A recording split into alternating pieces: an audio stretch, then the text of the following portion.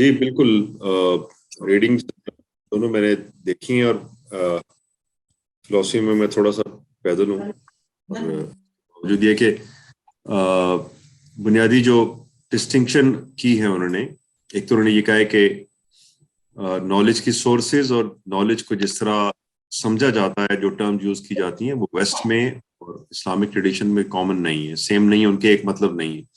تو ان کی پہلے جو سنڈے ٹائمز والا، جو فرائیڈے ٹائمز والا تھا اس کا، تو ان کو 1 to 1 آپ کمپیئر نہیں کر سکتے. اور اٹ از انڈرسٹینڈ، وہی پوائنٹ وہی تھا کہ ان کی ریشنلسٹک تھاٹ ہے، اور ہماری جو ہے وہ پرائمری، جو ہم بڑی امپورٹنٹ جگہ ہے، لیکن پرائمری جو پرائمری سورس آف نالج ہے وہ ریولیشن ہے. اس ود ان اٹس پروویژنز آپ پھر ریزن کو یوز کرتے ہیں.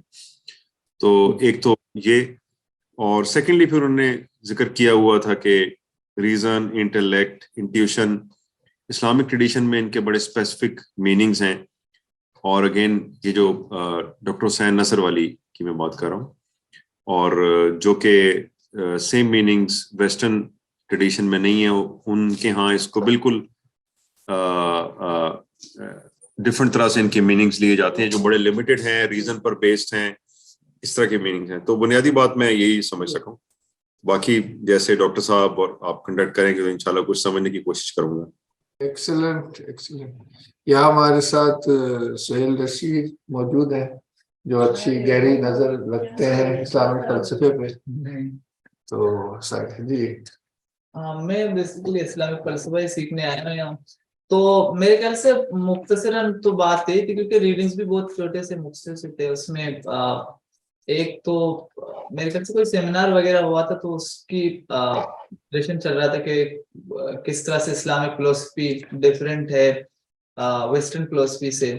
بیسک یہ کہ وہ انسان کو کس طرح نظر سے دیکھتے ہیں، ان کے لیے انسان ہے کیا، ان کے لیے کائنات کیا ویلیو رکھتا ہے، اور بیسیکلی ایپسٹیمولوجی اور آنٹولوجی میں کیا فرق ہے، کہ وہ نظریہ علم ان کے ہاں کیا ہے.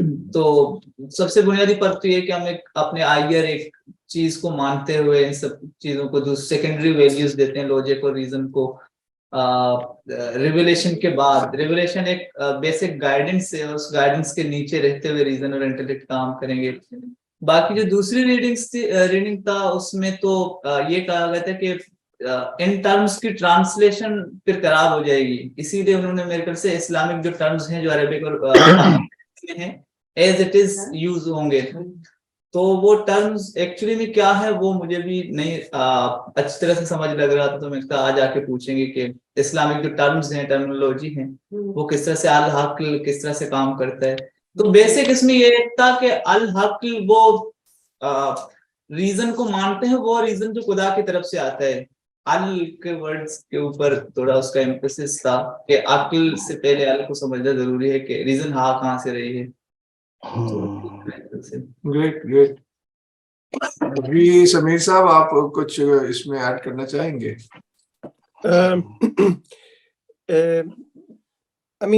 ایک چیز تو یہ ہے کہ نصر صاحب سے تھوڑی سی فیملیرٹی ہے جو سمبلزم کے بارے میں انہوں نے آرٹ کے اندر منیچر پینٹنگ میں کام کیے ہوئے. لیکن یہ جو تھا، یہ مجھے پڑھنے کا بہت شوق تھا، تو ابھی خوشی ہے کہ ابھی یہ شروع ہو گیا. ایک کہتے ہیں epistemology is about means available to human beings to acquire authentic knowledge. تو ایک تو یہ ورڈ authentic، مطلب اس کی وضاحت ہو جائے تو یہ بہت اچھا ہوگا. دوسرا I think intellect اور reason تو خیر ان کو شاید سمجھنا اتنا مشکل نہ ہو، لیکن مین چیز انٹیوشن آ جاتی ہے. جو انٹیوشن کے بارے میں، یہ تو بڑا انٹروڈکٹری سے کچھ پیجز تھے، اس میں تو صرف ٹرم سے آئی تھنک آگاہی ہو رہی تھی، تو کوئی ایکسپلینیشن نہیں تھی. تو وہ ایک چیز ہے. دوسرا ایک اور ذہن میں سوال یہ اٹھ رہا تھا کہ ٹھیک ہے، خدا کے بارے میں تو نوسس ہے، عرفان، اور ان کے بارے میں اسلامک فلسفی میں یہ ہوگی نالج، لیکن آئی تھنک ایک امپورٹنٹ چیز یہ ہے کہ بھئی انسان کیسے سوچتا ہے، یا انسان جس طرح سے سوچتا ہے خدا کے بارے میں، وہ امپورٹنٹ چیزیں ہیں. وہ بھی امپورٹنٹ چیزیں ہیں میرے خیال میں. عرفان کہ خدا کے وہ کس طرح سے سوچ رہا ہے، لیکن انسان بھی کس طرح سوچ رہا ہے، وہ بھی امپورٹنٹ چیزیں ہیں آئی تھنک. جی شور. اب حتیم آپ کچھ ایڈ کرنا چاہیں گے؟ جی السلام علیکم. نہیں تھے مجھ سے میرے خیال میں مور اور لیس جو بیسک چیزیں تھیں وہ الحمدللہ ساری بڑے اچھی طریقے سے سمرائز ہو گئی ہیں. جو اس لیے میں یہ ہے کہ ابھی سنوں گا اور اس کے بعد دوبارہ ایک دفعہ ریڈنگ کروں گا تو پھر انشاءاللہ ٹھیک کانسیپٹ کلیئر ہوگا. Thank you. صحیح صحیح. جی سائرہ. سر جو پہلی والی پبلیکیشن تھی اس میں انہوں نے بتایا ہوا تھا کہ کس طرح سے ویسٹ اور اسلام میں فلاسفی کا ڈفرینس ہے, اور پھر سیکنڈ میں انہوں نے اسی کو ایکسپلین کیا ہوا تھا کہ ریزن, انٹیلیکٹ اور انٹیوشن کس طرح سے ایک دوسرے سے ڈفرینٹ ہے. ویسٹرن اس میں مطلب وہ اس کو ایک ریزن کے اس میں لیتے ہیں, لیکن اسلام میں وہ سب العقل کے انڈر آتے ہیں, وہ سب اس کے ڈفرینٹ درجوں میں ڈیوائڈ ہوئے ہوتے ہیں. اور جو انہوں نے پھر بتایا تھا کہ جو عقل ہے وہ انسان کو وہ ایک ایسا ورچو ہے جس سے آپ علم تک پہنچتے ہیں اور الٹیمیٹلی خدا تک پہنچتے ہیں, کیونکہ سب علم خدا کے ساتھ وابستہ ہے. تو اسی طرح انہوں نے وہ ایکسپلین کیا ہوا تھا آگے. جی ماشاء اللہ. صرف آخر میں سمیہ رہ گئی. السلام علیکم سر.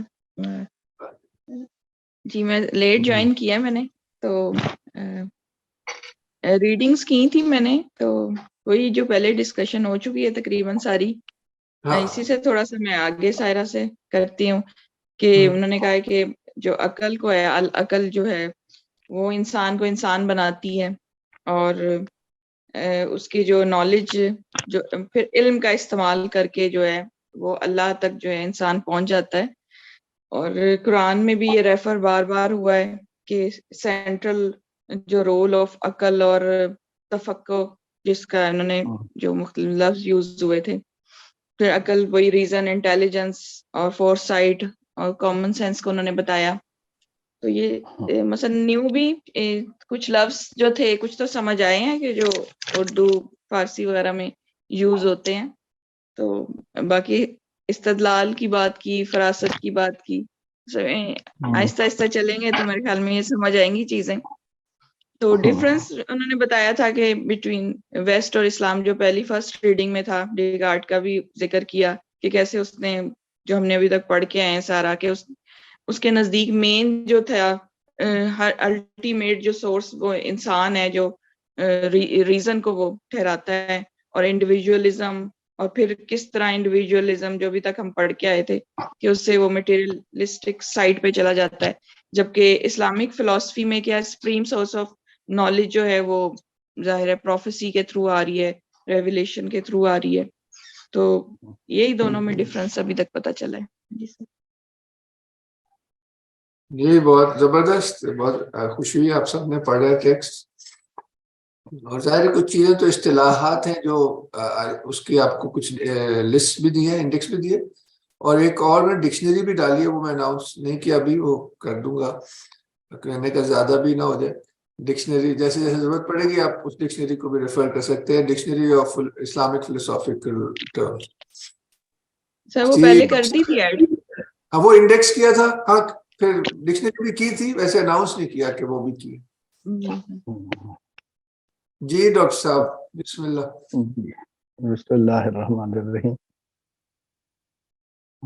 دو آرٹیکلز جو تیمور صاحب نے آپ کے ساتھ شیئر کیے تھے, ایک تو کسی کانفرنس یا سیمینار کی جو پروسیڈنگز میں سے کوئی ٹکڑا تھا, تو شاہ نواز فاروقی صاحب کا غالباً اس پہ کومنٹ ہے, اسلام اینڈ ویسٹ کے حوالے سے ایپسٹمولوجیکل پرسپیکٹو میں وہ ایک بات اس میں ہے. اور دوسرا سید حسین نصر کی کتاب میں سے ایک چیپٹر کے کچھ صفحات تو اسلامک فلسفی کے حوالے سے ان کا جو ایک کام ہے. ان دونوں ریڈنگز کا جو موضوع ہے وہ اگر آپ دیکھیں تو اسلامک فلسفی کو ایپسٹمولوجیکل پرسپیکٹو سے اس پر بات ہوتی نظر آ رہی ہے اس کے اندر. تو یہ تیمور صاحب نے خاص نظر سے اس کا انتخاب کیا تھا کیونکہ آگے جو آپ کے سیشنز آنے والے ہیں، اگلا سیشن جیسے خصوصاً میرا خیال فاضل صاحب کے ساتھ ہے تو یا رضوان صاحب کے ساتھ، اس سے اگلے کچھ سیشنز ہیں، تو ان کے جو موضوعات ہیں وہ ہماری روایت میں یا اسلام کی عقلی روایت میں علم کیا ہے یا علم کی حدود کیا ہیں، علم کی ایپسٹمالوجی کے حوالے سے جو ہے وہ سیشنز کیونکہ آنے ہیں، تو فلسفی میں اس آپ کے ماڈیول کا آگے جو ہے وہ زیادہ گفتگو اس حوالے، اور پھر شاید رضوان صاحب والے سیشن میں ایتھکس کے حوالے سے، اخلاقیات کے حوالے سے، یا یوں کہہ لیں کہ فلسفی کے اس ماڈیول میں جو دو اہم حصے جو آگے آپ کے لیکچرز میں ہونے ہیں مختلف سیشنز میں، وہ ایک اسلام کے تصور علم پہ ہے اور ایک اسلام کے تصور اخلاق پہ ہے.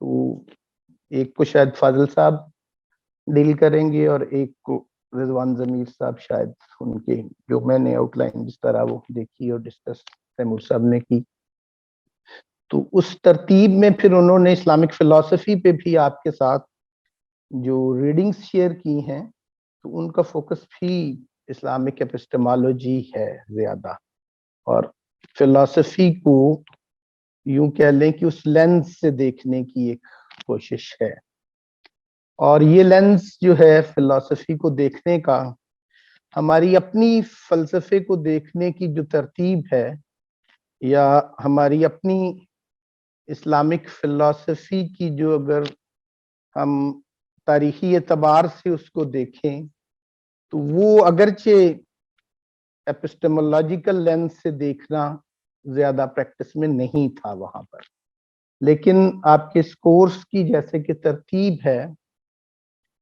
کہ پچھلا ماڈیول جیسے آپ نے کچھ سیشنز اس کے آپ نے جو ہوئے تو وہ ویسٹرن تھاٹ کے حوالے سے، یا پھر اب کیونکہ ویسٹرن تھاٹ میں آپ کا زیادہ جو میجر کنسرن تھا وہ ایپسٹمالوجی رہا اور تھا بھی ادھر، تو اب اس ماڈیول کے بعد یہ ضروری تھا کہ آپ اسی لینز سے پیچھے کو ذرا جا کے دیکھنے کی بھی کوشش کریں. تو وہ یقیناً اس میں آپ نے ایک جو کورس کانٹینٹ میں نے دیکھا آؤٹ لائن اس کی بھی، تو وہ رینیسانس سے لے کر آگے کارٹیسین جو ڈیولپمنٹس تھیں وہاں سے لے کر کانٹین ایپسٹمالوجی اور انلائٹنمنٹ پیریڈ سے گزرتے ہوئے ماڈرنٹی اور پوسٹ ماڈرنٹی کی جو ڈفرنٹ تھیریز سے آپ لوگ گزرتے رہے، تو اس کے بعد جو ایک بنیادی سوال ڈیولپ ہو چکا تھا اور جو اس پوری ویسٹرن تھاٹ کا جو ایک یوں کہہ لیں کہ میجر کنسرن تھا، تو وہ یوں کہہ لیں کہ وہ ایپسٹمالوجیکل تھا. علم کیا ہے کا سوال جو ہے یہ بہت زیادہ اہمیت اختیار کر چکا تھا یہاں پر. سید حسین نصر کی یہ والی ریڈنگ آپ نے دیکھی ہوگی تو اس کے فرسٹ پیراگراف میں ہی انہوں نے بھی اس بات کی اہمیت کی طرف اشارہ کیا ہے کہ اس چیپٹر کے اندر کہ ایپسٹمالوجی کے حوالے سے فلسفے کو دیکھنا جو ہے اس کی اہمیت تو ہے، لیکن ایک بات انہوں نے بھی جیسے یہاں پہ کہہ دی، ہم ان اصطلاحات کو جو آپ نے اس ریڈنگ میں دیکھی ان کی تفصیل میں جائیں گے ذرا. مثال کے طور پہ جیسے علم حصولی اور علم حضوری کی اصطلاح اس کے اندر یوز ہوئی ہے، تو اس طرح کی جو چیزیں انٹلیکٹ اینڈ ریزن پہ جو بات کے حوالے سے، اور پھر عقل جزئی کی جو ایک اصطلاح اس میں اسلامی جو تصور علم کے حوالے سے بولی گئی ہے، تو ان چیزوں کو ہم یقیناً جیسے آپ لوگوں کی گفتگو سے اندازہ ہوا کہ اس پہ آپ کچھ چیزوں کو کھولنا چاہ رہے ہیں، تو اس پہ بات سے پہلے ہم اسی فرسٹ پیراگراف کے اندر ایک بات جو انہوں نے سید حسین نصر نے بھی بڑے واضح انداز میں یہاں پہ کی ہے کہ اگرچہ इस्लामिक फिलॉसफी का या इस्लाम की रवायती फ़लसफ़े का जो बुनियादी इश्यू था वो इल्म क्या है नहीं था, लेकिन उसके बावजूद इल्म क्या है का सवाल जो है उसको इस्लामिक फ़लसफ़े में भी दीगर फ़लसफ़े की रवायतों की तरह बड़ी खूबसूरती के साथ टैकल किया गया है।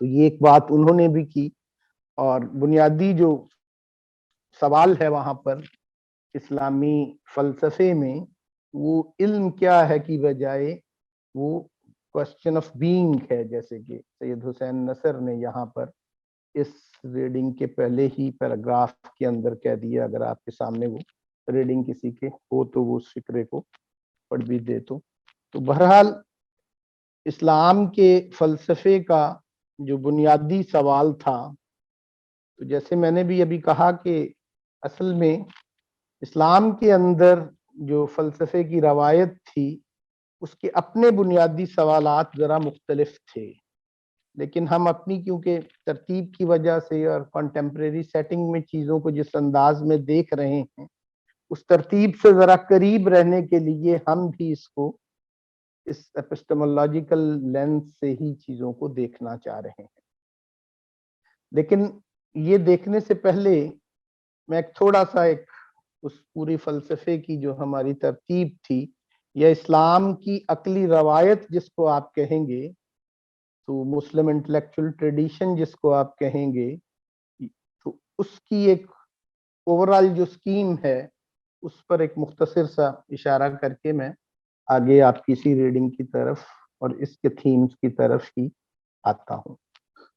तो इस्लाम की जो अक्ली रवायत है ये बुनियादी तौर पर इसने 3 बुनियादी डिसिप्लिन्स पैदा किए, जिसमें से एक तो जो हमारे आज का मेजर कंसर्न है कि इस्लामिक फिलॉसफी। तो अगरचे ये इस्तिलाह इस्लामिक फिलॉसफी या मुस्लिम फ़लसफ़ा की नहीं बोली जा रही, इस्लामी रवायत में फ़लसफ़ा ही कहा जा रहा था उसको, तो हमारी फ़लसफ़ियाना जो रवायत है यूं कह लें, तो हमारी अक्ली रवायत का, मुस्लिम अक्ली रवायत का एक मेजर डिसिप्लिन जो है वो बज़ाते खुद फ़लसफ़ा है।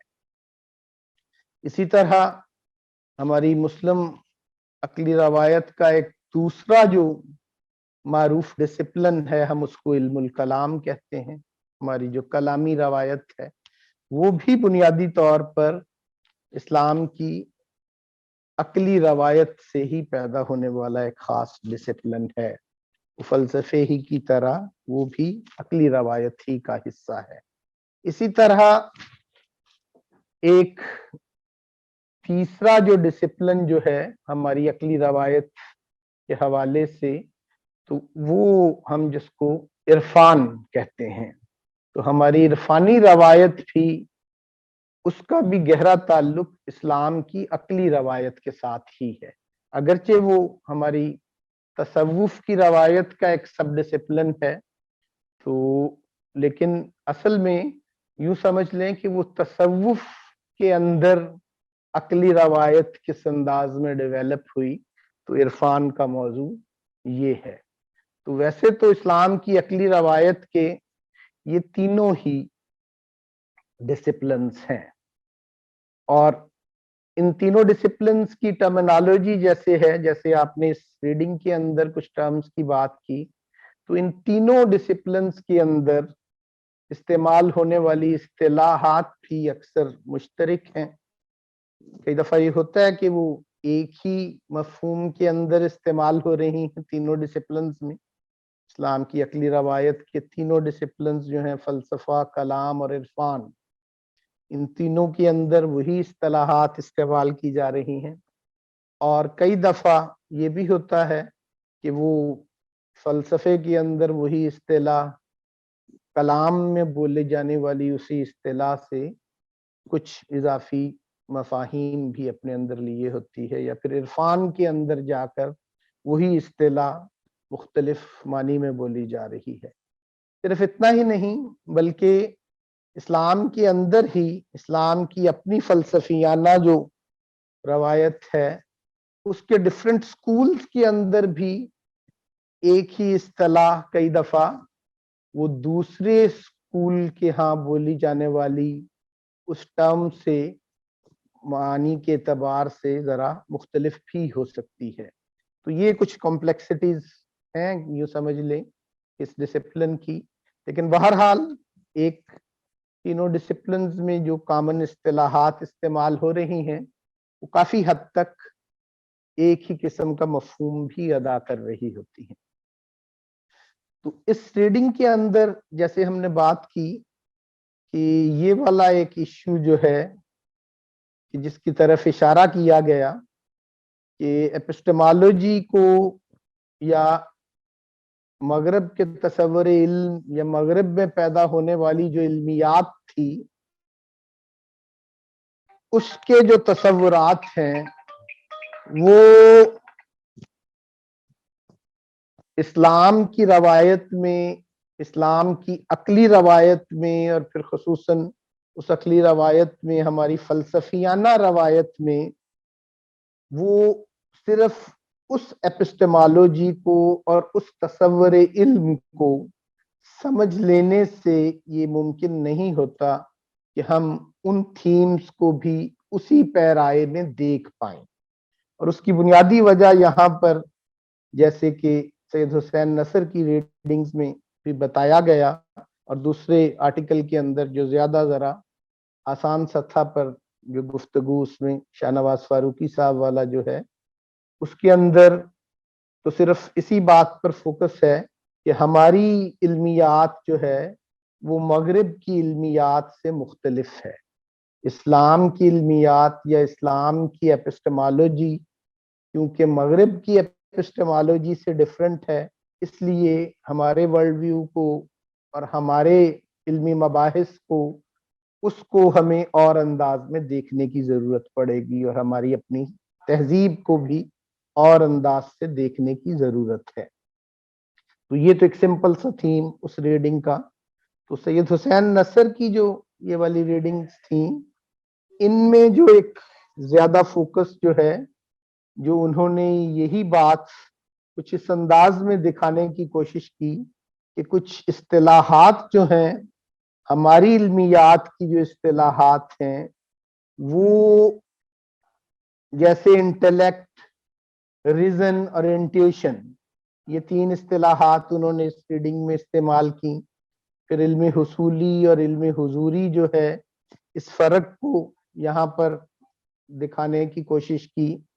तो ये सारी जो एक कोशिश है ये दिखाना मकसूद है कि मुस्लिम जो कॉन्सेप्ट है एपिस्टेमोलॉजी का या तसव्वुर इल्म जो है या हमारी जो इल्मियात है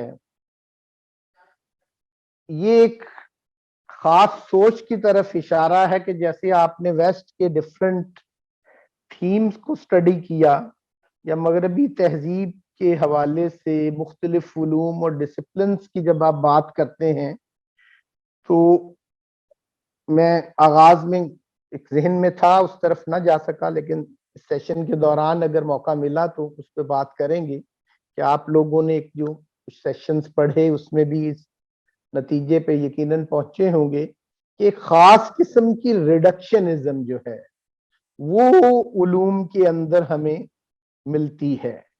मॉडर्न वेस्ट के अंदर उलूम की जो डेवलपमेंट है और साइंसेस की जो डेवलपमेंट है तो हर डिसिप्लिन एक खास किस्म की रिडक्शनिज्म का शिकार नजर आता है। तो सैयद हुसैन नसर की इस तहरीर के अंदर भी, इन सफ़हात के अंदर भी इन इस्तिलाहात को दिखाने का मकसूद ये है कि हमारे सामने ये बात वाज़ेह हो जाए कि फिलॉसफी के अंदर भी और फिलॉसफी के अंदर जो इल्मियात का मसला है और एपिस्टेमोलॉजिकल क्वेश्चंस जो हैं वो भी एक खास किस्म की रिडक्शनिज्म का शिकार हैं। जैसे आपने वेस्टर्न थॉट के कार्टेशियन जो है मेथड्स पे स्टडी किया होगा, डेकार्ट की ड्यूअलिज्म और डेकार्ट की स्केप्टिसिज्म, تو ایک نئے تصور علم کا آغاز جس سے ہو رہا تھا اور کانٹ تک پہنچتے ہوئے جو شکل وہ اختیار کرتی ہے، تو ویسٹرن ایپسٹمالوجی کے اندر جس طرح مختلف تھیمز ہیں، مثال کے طور پر وہاں ڈیکارٹ ہی کی I think there for I am, تو یہ جو کوجیٹو ارگو سم کی جو اس کی ایک معروف جو ایک نتیجہ جس پر وہ پہنچتا ہے کہ میں سوچتا ہوں اس لیے میں ہوں، میرے ہونے کی دلیل میری سوچ ہے، یہ انڈیویجول آئی کا کانسیپٹ جس کی طرف ابھی اشارہ بھی ہوا، ایک انڈیویجولزم کی طرف ابھی بات کرتے ہوئے، اس کا ریویو دیتے ہوئے، تو یہ ایک خاص قسم کی عقل کی نشاندہی ہے۔ تو یوں سمجھ لیں کہ ویسٹ ایک خاص طرح کی عقل جو ہے اس کی حد تک ریڈیوس ہو گیا۔ ایپسٹمالوجی کا اور فلسفی کا ڈسپلن بھی عقل کے ایک خاص تصور کے ساتھ جو ہے منسلک ہو گیا، اور وہ صرف اسی محدود تصور عقل کی حد تک اپنے آپ کو اس نے محدود کر لیا، یوں سمجھ لیں۔ تو وہ ڈیکارٹ سے پہلے کی دنیا اور مختلف روایتی معاشروں کے اندر اور مختلف مسلم روایت جیسے ہے، دیگر روایتی جو ہمارے ہاں معاشرے تھے ان کے ہاں بھی جو ایپسٹمالوجیز تھیں، ان کے اندر بھی عقل کا تصور محض یہ والی عقل نہیں تھا جو انلائٹنمنٹ پیریڈ کی عقل تھی، جو ڈیکارٹ سے شروع ہونے والی عقل تھی اور کانٹ پر جا کر جو ایک اپنی حتمی صورت اختیار کرتی ہے۔ تو یہاں پر بھی سید حسین نصر کا اشارہ اسی طرف ہے کہ روایتی ادوار میں یا روایتی ایپسٹمالوجیز میں یا روایتی علمیات میں، جس میں سے ہماری اسلامک ٹریڈیشن کی جو اپنی علمیات ہے وہ بھی شامل ہے، تو وہاں پر عقل محض ایک محدود تصور کے طور پر نہیں ہے۔ وہاں پر جیسے انہوں نے ٹرم یہاں پر ریزن کی استعمال کی ہے، تو ماڈرن ویسٹ کے اندر عقل سے مراد ہم آج ریزن لے رہے ہیں، تو وہاں پر ریزن اور عقل ہم مانی نہیں ہے مسلم روایت میں۔ تو عقل کے اندر ریزن ایک شے ہے یا استدلال ایک چیز ہے، جس کے لیے ایک اصطلاح اسی ریڈنگ کے اندر جو ہے یہ بھی استعمال کی ہے سید حسین نصر نے کہ عقل جزئی، پارشیل ریشنلٹی جو ہے، پارشیل جو عقل ہے اس کو ریزن کہا ہے انہوں نے۔ تو یہ عقل جزئی جو ہے یا ریزن جو ہے، یہ روایتی ایپسٹمالوجیز جو ہیں یا ٹریڈیشنل ایپسٹمالوجیز جو ہیں وہ محض اس عقل جزئی تک یا محض ریزن تک محدود نہیں ہے، بلکہ ہماری علمیات میں عقل سے مراد ریزن بھی ہے، اور ریزن کے علاوہ بھی کچھ ٹرمز ہیں جو عقل کے لیے ہی بولی جا رہی ہیں، جیسے انہوں نے انٹیلیکٹ کی بات کی، جیسے انہوں نے انٹیوشن کی بات کی۔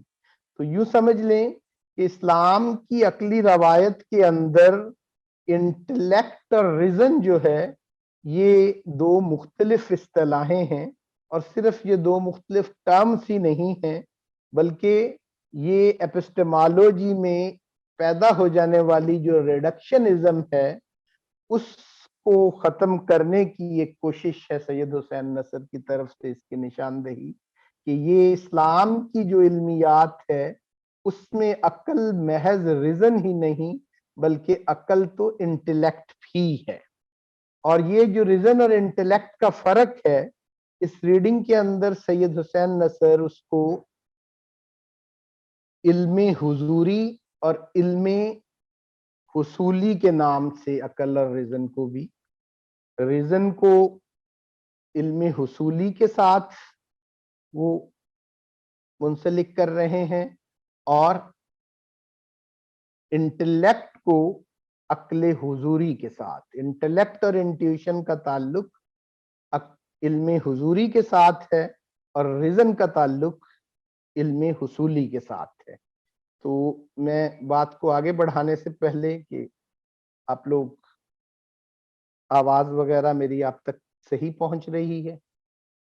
जी जी क्योंकि मुझे दरमियान में कहीं ऐसा ना हो कि जी बिल्कुल आपकी आवाज आ रही है सर। आप लोगों की पार्टिसिपेशन से वो थोड़ा सा मुझे भी एहसास रहेगा कि हम गुफ्तगू में शामिल हैं। जी तो अब तक हमने जो एक बात की है, मैं इसकी तरफ आता हूँ कि इल्म हुसूली और इल्म हुजूरी का जो फर्क है इसको जरा खोलने की भी कोशिश करते हैं। लेकिन अब जी। तक की हमारी जो बात है इस हवाले से कोई अगर इश्यू है तो हम उस पर थोड़ी सी बात हो सकती है आप लोगों पे। जनाब किसी का कोई सवाल या कोई कमेंट है? छोटा सा सवाल। सुहेल का एक सवाल है। वो आपने इस्लामिक फिलोसफी के जो 3 डिसिप्लिन्स बताए थे, जी। एक तो फलसफा, एक इल्मुल कलाम और एक इरफान। खैर वो तो जी। आप बाद में इनको डिटेल में समझाएंगे क्या है। वो आपने तसव्वुफ की बात की, तसव्वुफ इनमें से एक कैटेगरी के अंडर फॉल करता है या फिर तसव्वुफ अलग से एक चीज है? नहीं, तसव्वुफ अलग से एक चीज है, लेकिन तसव्वुफ के अंदर भी अपनी एक अकली रवायत मौजूद है, उसका नाम इरफान है। और मतलब है जैसे हम इल्म की इस्तिलाह अपने इस्तेमाल कर रहे हैं दिगर डिसिप्लिन्स में, तो तसव्वुफ की जो अकली रवायत है या तसव्वुफ के अंदर एक ऐसा सब डिसिप्लिन जिसका अकली रवायत से भी ताल्लुक है, वो इरफान है। अच्छा। तसव्वुफ बजाते खुद इस्लाम की खालिसतन नकली रवायत का हिस्सा नहीं है। तो तसव्वुफ का एक सब डिसिप्लिन, तसव्वुफ का एक सब डिसिप्लिन जो है उसका ताल्लुक इस्लाम की अकली रवायत से भी, या यूं कह लें कि अकली रवायत के जो सवालात थे उनको तसव्वुफ ही टैकल करता है, और तसव्वुफ का जो सब डिसिप्लिन उसको टैकल करता है उसके लिए इरफान की इस्तिलाह इस्तेमाल होती है, और उन उलूम को मारिफ कहा जाता है। ये मुराद है। तो तसव्वुफ इस्लामिक फिलोसफी के अंदर नहीं आएगा, वो अलग से नहीं, बिल्कुल अलग डिसिप्लिन है तसव्वुफ। लेकिन जैसे जो इंटरडिसिप्लिनरी हो जाती हैं कुछ चीजें, तो तसव्वुफ में जो इरफान है वो एक इंटरडिसिप्लिनरी है, वो हमारी अकली रवायत के साथ भी ओवरलैप करता है। और वो हम इल्म हसूली और इल्म हजूरी की जब बात अभी खोलेंगे तो उससे वो जरा वाज़ेह भी हो जाएगा कि कैसे उसका ताल्लुक अकली रवायत से है। सही। क्योंकि ये इल्म हसूली और इल्म हजूरी की इस्तिलाह हमारे यहाँ तसव्वुफ की रवायत में भी और इरफान में भी इस्तेमाल होती हैं ये इस्तिलाह। इल्मुल कलाम में, इरफान में, फलसफे में, तीनों में ही ये रीजन और इंटेलेक्ट का ये जो फर्क है ये वहां पर भी मतलब है डिस्कशन में आता है। यहाँ पे समीर साहब ने अपना हाथ खड़ा किया। जी समीर साहब। जी देखो एक छोटा सा सवाल था। आपने रिडक्शनिज्म की बात की और उसमें आपने एग्जांपल भी दी डेकार्ट की I think therefore I am, और उसके कंपैरेटिव इन कंट्रास्ट में हम ये कह रहे हैं कि इस्लाम के अंदर इस्लामिक फिलॉसफी में रिडक्शनिज्म को नहीं फेवर किया जाता बल्कि इसकी अपना एक सिस्टम है। तो एक तो हमारे पास ये एग्जांपल आ गई डेकार्ट की कि ये एक रिडक्टिव थॉट थी उसकी, I think therefore I am. लेकिन अगर आप इसको थोड़ा और वाज़ेह कर दें, एक ऐसी इस्लामिक एग्जांपल देके जिसमें रिडक्शनिज्म के एंटी उसको खोल दिया गया हो, जिसमें जी उसकी दो, बल्कि एक तो चीज ये है कि जो मैं चीज अभी आपके सामने लाने लगा हूं, जो सैयद हुसैन नसर की इस रीडिंग का फोकस है कि हम एपिस्टेमोलॉजी के अंदर रहते हुए ही उसको समझें कि वो रिडक्शनिज्म जो वेस्ट में हो गई है हमारे यहाँ वो सूरत हाल क्या थी, कि वो किस तरह उस रिडक्शनिज्म से हम महफूज थे, और मतलब एक ब्रॉडर रेंज ऑफ कॉन्सेप्ट्स थी जिनको हमने अब रिड्यूस कर दिया है वेस्टर्न फिलॉसफी में और एपिस्टेमोलॉजी में आकर। एक तो यही है इल्म हसूली और इल्म हजूरी का जब मैं फर्क वाज़ेह करूंगा, और रीजन और इंटेलेक्ट जो है हम मानी नहीं है इस्लाम में बल्कि उनके मीनिंग्स में और उनके मफाहिम में हमारी रवायत में क्या फर्क था। एक तो ये उसकी मिसाल है। ये तो मैंने विदन डिसिप्लिन ऑफ एपिस्टेमोलॉजी आपसे जैसे बात की। تو دوسری بات جس کی طرف میں نے شروع میں اشارہ کر دیا وہ ایک بڑی اچھی مثال ہو سکتی ہے اس کی، کہ جیسے کہ سید حسین نصر نے کہا کہ اسلام کا علم کا تصور سمجھنے کے لیے بھی اگرچہ علمیات اہم موضوع ہے اسلام میں، لیکن اسلام کی یا ہماری مسلم جو روایت ہے عقلی، وہ ساری کی ساری محض علمیات نہیں ہے مغربی روایت کی طرح۔ جیسے مغرب جو ہے وہ علمیات کے اوپر کھڑے ہو کر ایک پوری ڈیولپمنٹ وہاں پر ہو رہی، تو ہمارے ہاں اس علمیات کے پیچھے بھی کچھ کنیکشنز ہیں، اور ہماری فلسفیانہ روایت کا اصل موضوع در حقیقت وہ تھا جس کو ہم کہہ رہے ہیں کہ ہمارا بنیادی جو مسئلہ تھا ڈیکارٹ سے پہلے کا فلسفہ۔ اگر کسی سے روایتی فلسفے کے بارے میں پوچھا جائے، اور خصوصاً اسلامی روایت کے حوالے سے بھی، کہ ہماری اسلامی فلسفیانہ روایت کا بنیادی سوال کیا تھا، تو اس کا جواب یہ ہوگا، کئی لوگوں نے تو اسے تنقید کے ساتھ بھی کہا کہ اسلام کی فلسفیانہ روایت یا روایتی فلسفوں کا کیا کہنا ہے، وہ تو وجود کیا ہے سے ہی باہر نہیں نکلتے۔ تو آپ یوں سمجھ لیں کہ ہماری جو روایتی فلسفے ہیں اور پھر اسلام کی فلسفیانہ روایت تھی، اس کا بنیادی جو کنسرن ہے وہ آنٹالوجی ہے، اپسٹمالوجی نہیں ہے۔ یہ انسانی تاریخ میں پہلی دفعہ کارٹیسین اپسٹمالوجی کا جو آغاز ہو رہا ہے، اس پہ آ کر جو ایسا ہوا ہے کہ آنٹالوجی سے ہٹ کر محض اپسٹمالوجی کو ہی بنیادی سوال بنا لیا گیا، انسانی علم کے حوالے سے بھی، عقل کے حوالے سے بھی، اور مختلف علوم کے اندر بھی۔ ہماری اپنی اسلامی روایت میں بھی اور دیگر روایتی فلسفوں کے اندر بھی جو بنیادی مسئلہ تھا وہ آنٹالوجی تھا، وجود کیا ہے کا، ایگزسٹنس کا، بینگ کا جو کوسچن تھا۔ اس بات کو آپ یوں سمجھ لیں کہ اب اس میں ریڈکشنزم کہاں پہ ہے، اس بات کو آپ یوں سمجھ لیں کہ ہماری اپسٹمالوجی اور ہمارا فلسفہ، ہماری ایپسٹمالوجی کا بھی ایک بہت گہرا کنیکشن ہماری آنٹالوجی کے ساتھ ہے۔ ہمارا علم کیا ہے، ہمارے وجود کیا ہے کہ تابع ہے، تو اس کے ساتھ اٹیچڈ ہے۔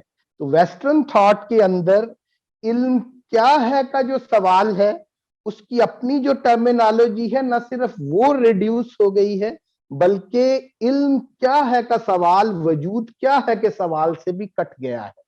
یہ ایپسٹمالوجی آنٹالوجی سے بھی کٹ چکی ہے، اور اس قسم کی ایک ریڈکشن کا بھی شکار ہے۔ یہ جو ہمارے فلسفے کا ایک بنیادی موضوع بھی اس حوالے سے یہ بھی سامنے آ گیا۔ آپ ہماری اسلامی روایت کے فلسفیانہ روایت اگر دیکھیں گے یا ان تھیمز کو پڑھیں گے، اس کو تاریخی تناظر میں بھی جب آپ دیکھیں گے، الفارابی، الکندی، ابن سینا، اور یوں کہہ رہے ہیں ابن رشد سے لے کر آگے ملا صدرہ پر اور محب اللہ الہ آبادی ہماری ہندوستان کے اندر، اور بعد کے لوگوں کے ہاں بھی ماڈرن اسلامک فلسفی سے پہلے تک خصوصاً جو ہمارا اسلام کا روایتی فلسفہ اور فکر ہے، اس کے اندر آپ کو نظر آئے گا کہ ہماری ایپسٹمالوجی جو ہے اس کا ایک بہت گہرا تعلق، اور اس کو سمجھنا سمجھانا بھی اور اس کو واضح کرنے کے لیے بھی ہمیں آنٹالوجی کی طرف جانا پڑے گا، اور وجود کیا ہے کہ سوال کو بھی ٹیکل کرنا پڑے گا۔ اور اس پوری فلسفیانہ روایت میں ان سب فلاسفرز کا جو بنیادی موضوع تھا وہ وجود کیا ہے، اور یہی ایک بنیادی مسئلہ تھا، اور وجود کیا ہے کا جو سوال ہے اسی کو ہمارے فلسفے کے اندر ٹیکل کیا جا رہا تھا۔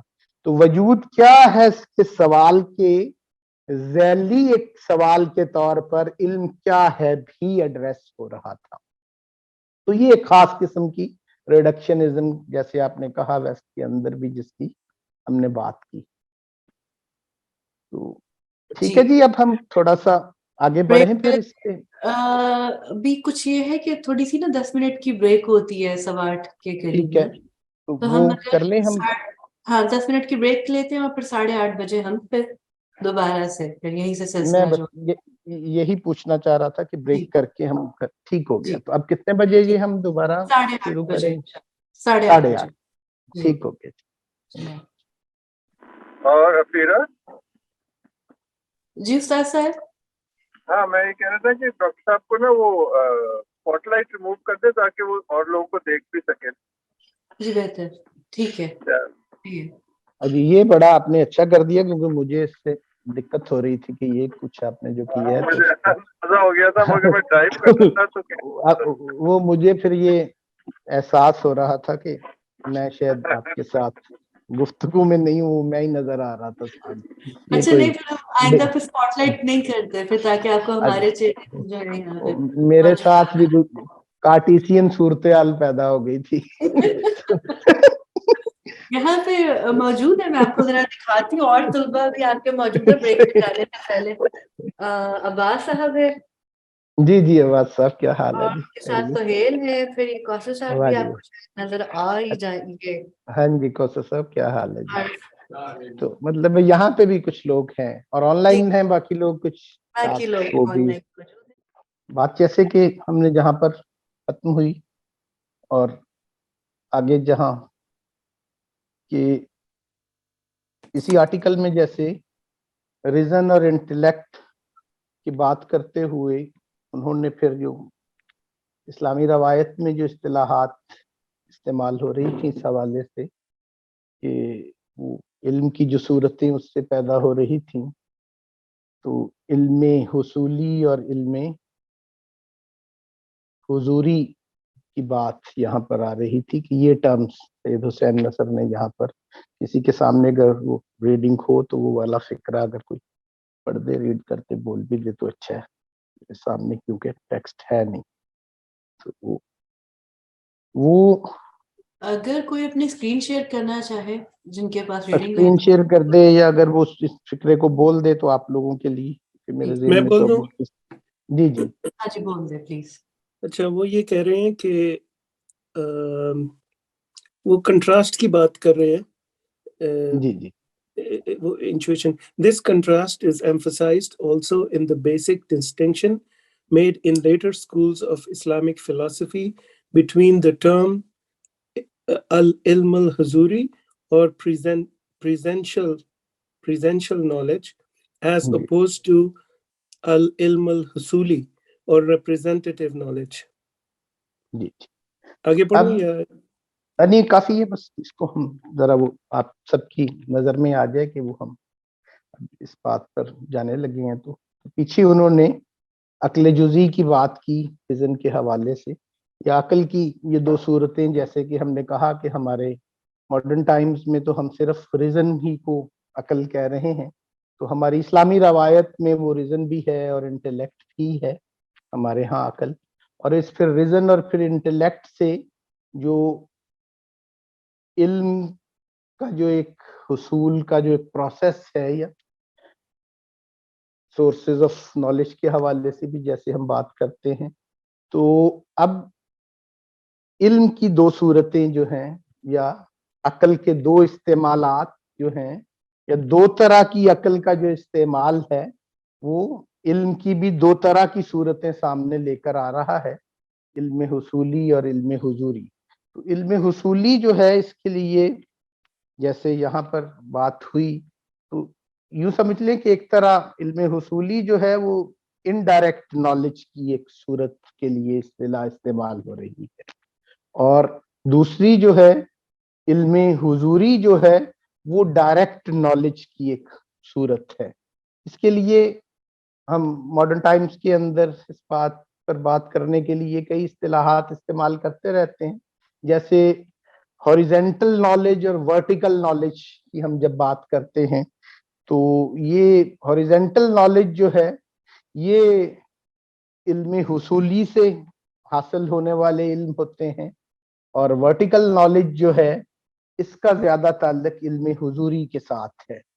इन मबाहिस का आगाज जो है इल्म का, जैसे कि अभी बात हुई कि इंसानों के हवाले से इल्म की बात भी होनी चाहिए, तो इस्लामी फलसफे का जो अपना आगाज के मबाहिस थे, उनमें से एक बहुत अहम मबहस जैसे थी, अगरचे हमारा बुनियादी सवाल तो वजूद क्या है ही था, हमारा बेसिक कंसर्न तो ऑन्टोलॉजी ही था मुस्लिम फिलॉसफी का, लेकिन उस ऑन्टोलॉजी के अंदर भी कुछ एपिस्टेमोलॉजिकल इश्यूज रेज हो रहे थे, और पहला वो जो इश्यू था वो फिर اللہ کے علم کے حوالے سے تھا، جیسے پیچھے بات ہو رہی ہے کہ وہ ریزن کی صورت تھی یا انٹلیکٹ کی صورت تھی، یا مطلب ہے جیسے ہم نے کہا کہ علم جزئی کی ایک اصطلاح پیچھے استعمال ہوئی، عقل جزئی، جزئی عقل. تو ایک علم کے حوالے سے ایک پہلی مبحث جو تھی ہماری وجود کیا ہے کہ سوال کی ذیل میں ہی جو شروع ہو گئی وہاں پر ہمارے ابتدائی فلسفہ کے ہاں، تو وہ ایک مبحث یہ تھی کہ کیا اللہ کا علم جو ہے، اللہ کو کلیات کا تو یونیورسلز کا تو علم ہے، تو کیا اللہ کو جزیات کا علم بھی ہوتا ہے؟ تو یہ ایک اس قسم کے سوالات آغاز سے ہی یہ کچھ ایسے سوالات تھے کہ جنہوں نے ہماری مسلم فلسفی کی ایک ڈائریکشن کا تعین بھی کیا، اور ہمارے ہاں بھی آنٹالوجی کے ساتھ ساتھ اپسٹمالوجیکل ایشوز کو بھی ریز کرنا شروع کر دیا تھا. تو یہ مسلم فلسفے کا ایک بہت ابتدائی ایشو تھا، اور اس کی اپنی ڈیٹیلز ہیں، وہ آپ اس کی اسٹڈی بھی کر سکتے ہیں، وہ آپ کے سامنے آتی بھی جائیں گی انہی کورسز کے دوران. تو ہمارا کنسرن تو صرف اتنا ہے کہ یہ بتانا کہ ہماری وہ ڈیبیٹس کس انداز میں شروع ہو رہی تھی اور معاملہ کس طرح اپسٹمالوجی کی طرف بڑھ رہا تھا. کیونکہ ارسٹوٹل کی ایک جو انڈرسٹینڈنگ تھی ہمارے ہاں مسلمز کے ہاں اس وقت، اس میں بھی یہ خیال تھا کہ ارسٹوٹل جو ہے تو وہ کسی ٹرانسینڈنٹ ریئلٹی جس کے حوالے سے اس کا جو کانسیپٹ تھا اس کے جزئی علم کا قائل نہیں تھا. شاید اس وقت انڈرسٹینڈنگ یہ ایک مل رہی تھی. تو پھر اللہ کے حوالے سے یہ مباحث سامنے آئیں علمیات کے حوالے سے. تو یہ بہرحال آگے ان کا ایک خاص رخ بنا اور اس پہ باتیں کھلتی گئیں. تو پھر یہ تھوڑا سا میں نے ایک ہسٹوریکل بیک گراؤنڈ میں بھی چیزوں کو آپ کے سامنے یہ موضوعات کس انداز میں ڈھل رہے تھے اور کیسے ان کا آغاز ہو رہا تھا. بہرحال اب یہ ہم بات جو کر رہے ہیں کہ علم حضوری اور علم حصولی، یہ ڈائریکٹ اور انڈائریکٹ نالج. حصولی علم جو ہے وہ نالج کی جو انڈائریکٹ صورتیں ہیں. ہمارا ماڈرن ویسٹ جو ہے یا اس کی پیدا ہونے والی علمیات کے نتیجے میں جو علوم کے ڈسپلنز پیدا ہوئے وہ حصولی علم پہ ان کا زیادہ فوکس ہے، اور انڈائریکٹ نالج کی جو صورتیں ہیں ان سے پیدا ہونے والی اس کی کئی صورتیں آگے ہو سکتی ہیں، یا یوں کہہ لیں کہ ریزن کے نتیجے میں جو ایک پوری ایک ڈیولپمنٹ ہو رہی تھی علوم کی یہاں پر، اور عقل جزئی کے نتیجے میں جو ایک پوری ڈیولپمنٹ ہو رہی تھی. جبکہ علم حضوری اس کا تعلق اس انٹلیکٹ کے ساتھ زیادہ ہے جو مسلم روایت میں ریزن سے ہٹ کر عقل کی ایک صورت. اس کو تھوڑا سا اور کھولتے ہیں تو اگر آپ یوں کہیں، جیسے میں نے کہا کہ وہ ورٹیکل نالج ہماری فلسفے کا آغاز اس بات سے ہو رہا تھا، اور نبی اکرم صلی اللہ علیہ وسلم کے ہاں ایک بڑی معروف دعا تھی، اور وہی دعا ہماری مسلم اپسٹمالوجی کی بنیاد ہے. اور اسی سے لے کر آگے ہمارے ریسنٹ ٹائمز میں، ریسنٹ پاسٹ میں 17ویں 18ویں صدی میں ملا صدرہ کے ہاں آنے تک بھی وہی اسی دعا کے اوپر زیادہ فوکس ہے. ملا صدرہ کی ہر کتاب کے آغاز میں یہ دعا لکھی ہوتی ہے یا اس کا ذکر ہوتا ہے کہ اللہم آرینا حقائق الاشیاء کما ہیا، کہ اے اللہ مجھے اشیاء کی حقیقت دکھا دے جیسا کہ وہ ہیں. تو اشیاء سے مراد آبجیکٹس ہیں، تو آبجیکٹس کی جو ٹرانسینڈنٹ ریئلٹی ہوتی ہے ان کا جو علم وہ اب علم حصولی سے حاصل نہیں ہوتا. اب وہ ٹرانسینڈنٹ ریئلٹی آف دا تھنگ جو ہے یا آبجیکٹ کی جو ایک ماورا حقیقت ہے وہ محض علم حصولی سے یا اس سے حاصل ہونا وہ ممکن نہیں ہوتا. اس کے لیے انٹلیکٹ کی ضرورت ہے. تو ہمارا جو مقصود تھا ہماری اسلامی روایت کا علمیات میں کہ آبجیکٹس کی ریئلٹی کو بھی جاننا، تو وہ ہماری روایت کا ایک خاصہ تھا کہ جو نبی اکرم صلی اللہ علیہ وسلم کی اس دعا سے لے کر ہمارے تمام فلسفیوں کے ہاں بھی، اور ان سے لے کر پھر ہمارے ملا صدرہ کے ہاں آ کے پورا جو ڈیولپ ہو رہا ہے سسٹم فلسفی کا، تو اس کے اندر بھی اور ان کی ہر کتاب کے آغاز میں یہ موجود ہونا. تو اب اس کے لیے ہم ورٹیکل نالج کی ایک ٹرم جو یوز کر رہے ہیں، تو یہ ورٹیکل نالج جو ہے یہ علم حضوری سے حاصل ہونے والا علم ہوتا ہے. ऑब्जेक्ट्स की रियलिटी का जो इल्म है या जो अशिया की हकीकत का जो इल्म है, अब जैसे कि मैंने आगाज में कहा कि ये अक्ल ही की डोमेन में इस्लामी रवायत में था, ये दोनों सूरतें, रीजन भी और इंटेलेक्ट भी, इल्म हुसूली भी और इल्म हुजूरी भी। ऐसा नहीं है कि इल्मुल हुजूरी जो है, जो प्रेजेंशियल नॉलेज है, जो आपकी प्रेजेंस से क्रिएट हो रहा है, जो वो असल में वो नॉलेज भी अक्ल ही की डोमेन से उसका ताल्लुक है, लेकिन वो रिडक्शनिज्म की वजह से अक्ल की उस सूरत से हम नाआशना होते चले जा रहे हैं। अब अक्ल की वो क्या सूरत थी, इसके लिए मैं दो और इस्तिलाहें आपके सामने लाता हूं तो ये वाज़े भी हो जाएगा, इल्म हुसूली और इल्म हुसूरी, और अक्ल की किन सूरतों से ये हासिल हो रहा था। अब इल्म हुसूली जो है वो यूं कह लें कि फाइली अकल से हासिल होने वाला इल्म है, वो एक्टिव माइंड से हासिल होने वाला इल्म है। इल्म की इनडायरेक्ट जो सूरतें हैं उनके हुसूल के लिए एक्टिविटी ऑफ माइंड की जरूरत है। इन्वॉल्व माइंड है उसमें, लेकिन माइंड की फालियत, माइंड की एक्टिविटी, तो एक्टिव माइंड से हासिल होने वाला ये इल्म है, जो रीजन से भी हासिल हो रहा है। इस्तिदलाल की इस्तिलाह भी हमारे यहाँ इसी रीजन के लिए बोली जा रही थी, इस्तिदलाल से भी हासिल हो रहा।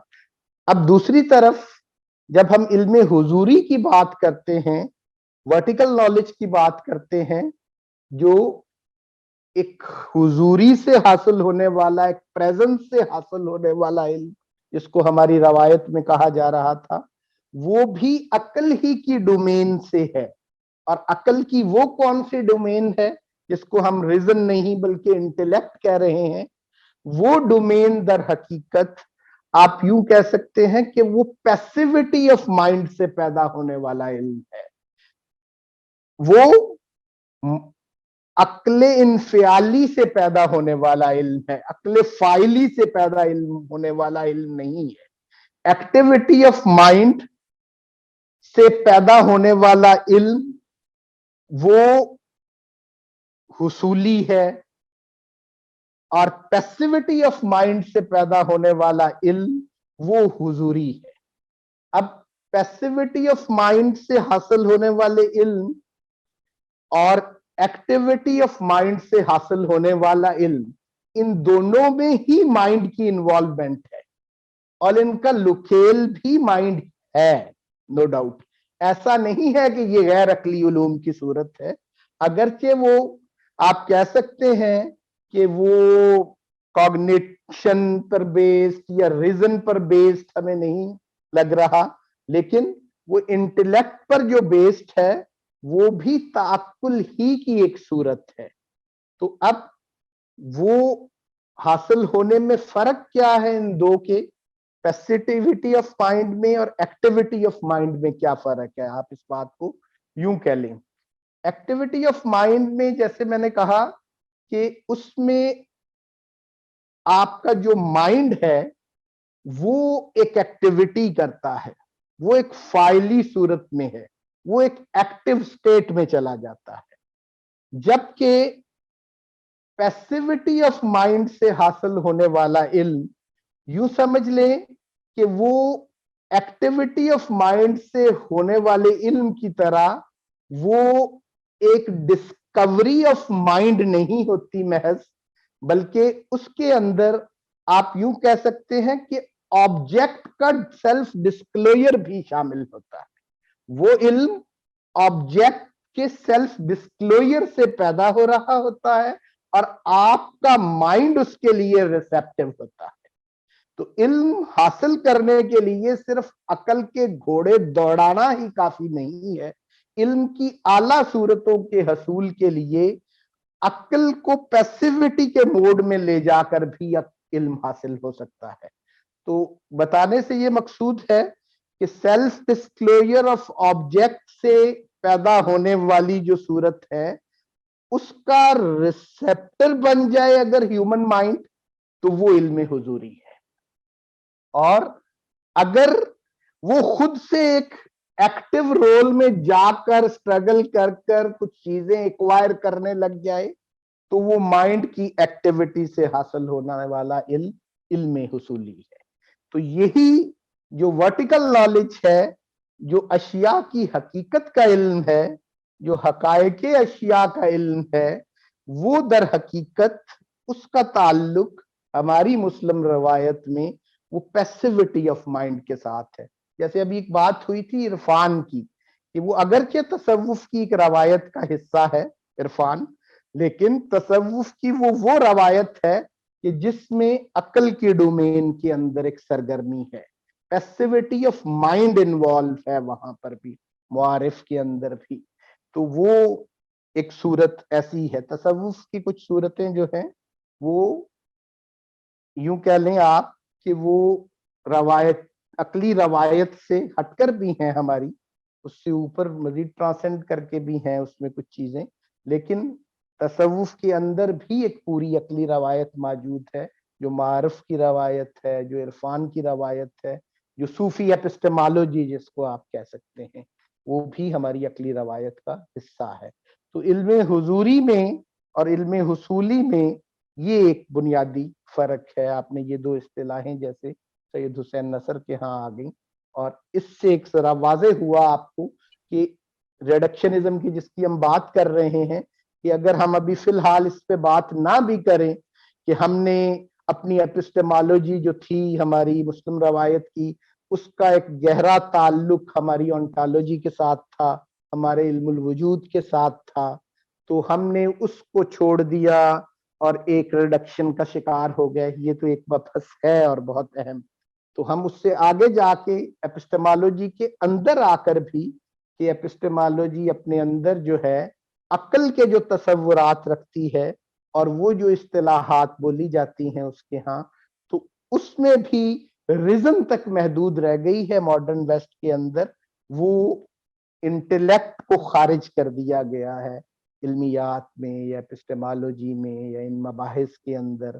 تو ہمارے ہاں جیسے علم حضوری اور علم حصولی کی اصطلاحات ہماری مسلم روایت میں یہ ایک اس کا ایک رخ ہے.